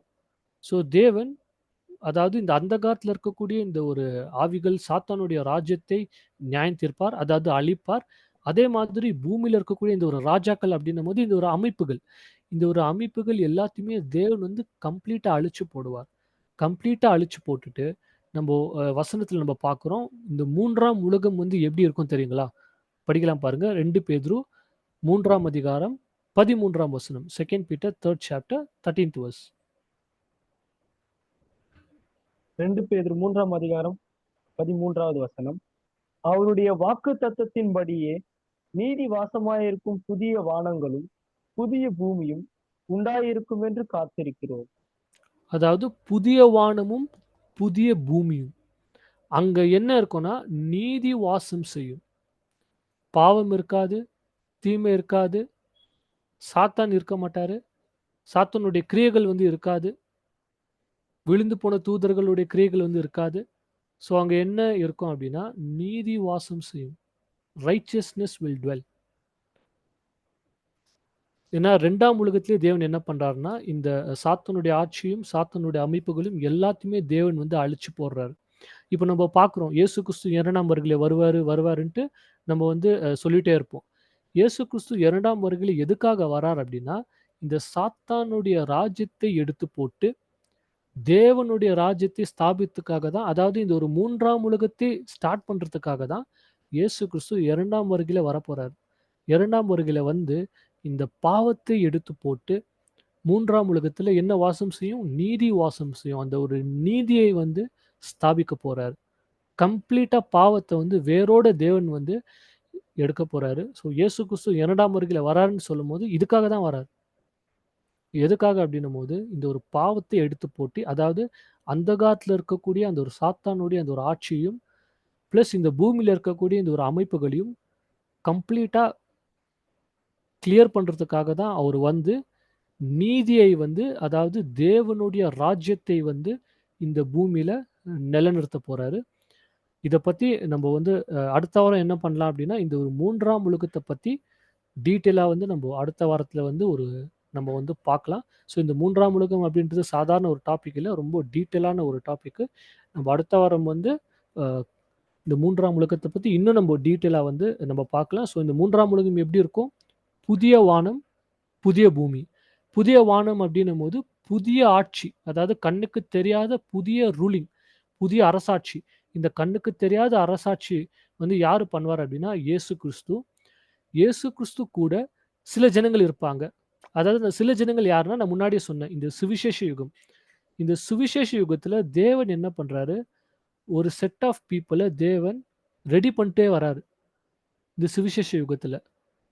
அந்த ஜனங்கள் வந்து இயேசு கிறிஸ்துவோட கூட சேர்ந்து அவங்க அரசாட்சி செய்ய போறாங்க. அரசாட்சி செஞ்சு இந்த பூமியில, இந்த உலகத்துல வந்து நீதியை வந்து அவங்க நிலைநிறுத்த போறாங்க. ஸோ இயேசு கிறிஸ்து வந்து இந்த புதிய வானம்ன்னும்போது, இயேசு கிறிஸ்து மற்றும் இந்த தேவன் செலக்ட் பண்ண இந்த காஸ்பல் ஏஜ்ல பிரிப்பேர் பண்ணக்கூடிய அந்த ஒரு ஜனங்கள். அவங்க தான் என்ன பண்ண போறாங்க அப்படின்னா, இந்த ஒரு அந்த புதிய வானம்ன்னும்போது அவங்களுடைய அரசாட்சி இருக்கப்போது, புதிய பூமி அப்படின்னு சொல்லும்போது, இந்த புதிய பூமியில வந்து தேவன் என்ன பண்ணுவாரு, இந்த ஒரு எல்லா அமைப்புகளையும் தேவன் வந்து சேஞ்ச் பண்ணுவாரு. தேவன் வந்து மாற்றுவாரு. இன்னும் முக்கியமாக நம்ம சொல்லணும் அப்படின்னா, இந்த பேட்ரியார்க்கல் ஏஜ், இந்த சுவிசேஷ யுகத்துல நம்ம என்ன பார்த்தோம்? இந்த சுவிசேஷ யுகத்திலும், இந்த யூத யுகத்திலும் நிறைய தேவனுக்கு உண்மையா வாழ்ந்தவர்கள் வந்து இருக்காங்க. ஃபார் எக்ஸாம்பிள் ஆப்ரஹாம், நோவா, அப்புறமா ஐசாக், ஜேக்கப். இப்போ சுவிசேஷ யுகத்துல நம்ம வந்தாக்கா டேவிட். டேவிட் வந்து ஒரு தேவனுக்கு இதயத்துக்கு ஏற்றவராக இருந்தாரு. இவங்க எல்லாருமே வரப்போறாங்க. இவங்க எல்லாருமே உயிர் தெழுந்து வந்து, இந்த பூமியில அதாவது புதிய பூமின்னு சொல்லும்போது, இவங்க என்ன பண்ண போறாங்க அப்படின்னா, பூமியிலருந்து ஆட்சி செய்ய போறாங்க. இவங்க ஆட்சி செஞ்சு இந்த பூமியில நீதியை வந்து கொண்டு வரப்போறாங்க. ஸோ இதுதான் அந்த ஒரு புதிய வானம், புதிய பூமி அப்படின்ட்டு நம்ம வந்து பார்க்குறோம். ஸோ இது ஒரு புதிய வானம், புதிய பூமி. அதாவது இந்த ஒரு 3ஆம் உலகம். இதுக்கு இன்னொரு பேர் கூட என்னன்னா, தேவனுடைய ராஜ்யம். Kingdom of God. இத பத்தி நம்ம ரொம்ப டீட்டெயிலா கூட நம்ம வரப்போற கிளாஸஸ்ல நம்ம பார்க்க போறோம். ஸோ இப்போ ஜஸ்ட் உங்களுக்கு வந்து ஒரு அ ஒரு ஒரு ஐடியா தான் வந்து நான் இப்போ சொல்லியிருக்கேன். ஸோ வரப்போற கிளாஸஸ்ல வந்து ரொம்ப டீட்டெயிலா இத பத்தி வந்து நம்ம பார்க்கலாம். ஸோ இவ்வளோ நேரம் பொறுமையோடு கேட்ட உங்க எல்லாருக்கும் நன்றிகளை எடுத்துக்கொள்கிறேன். அதேபோல இந்த ஒரு வாய்ப்பை கொடுத்த பிதாவாகிய தேவனுக்கு கிறிஸ்து இயேசு மூலியமாக கூட நான் நன்றிகளை எடுத்துக்கொள்கிறேன். ஆமென்.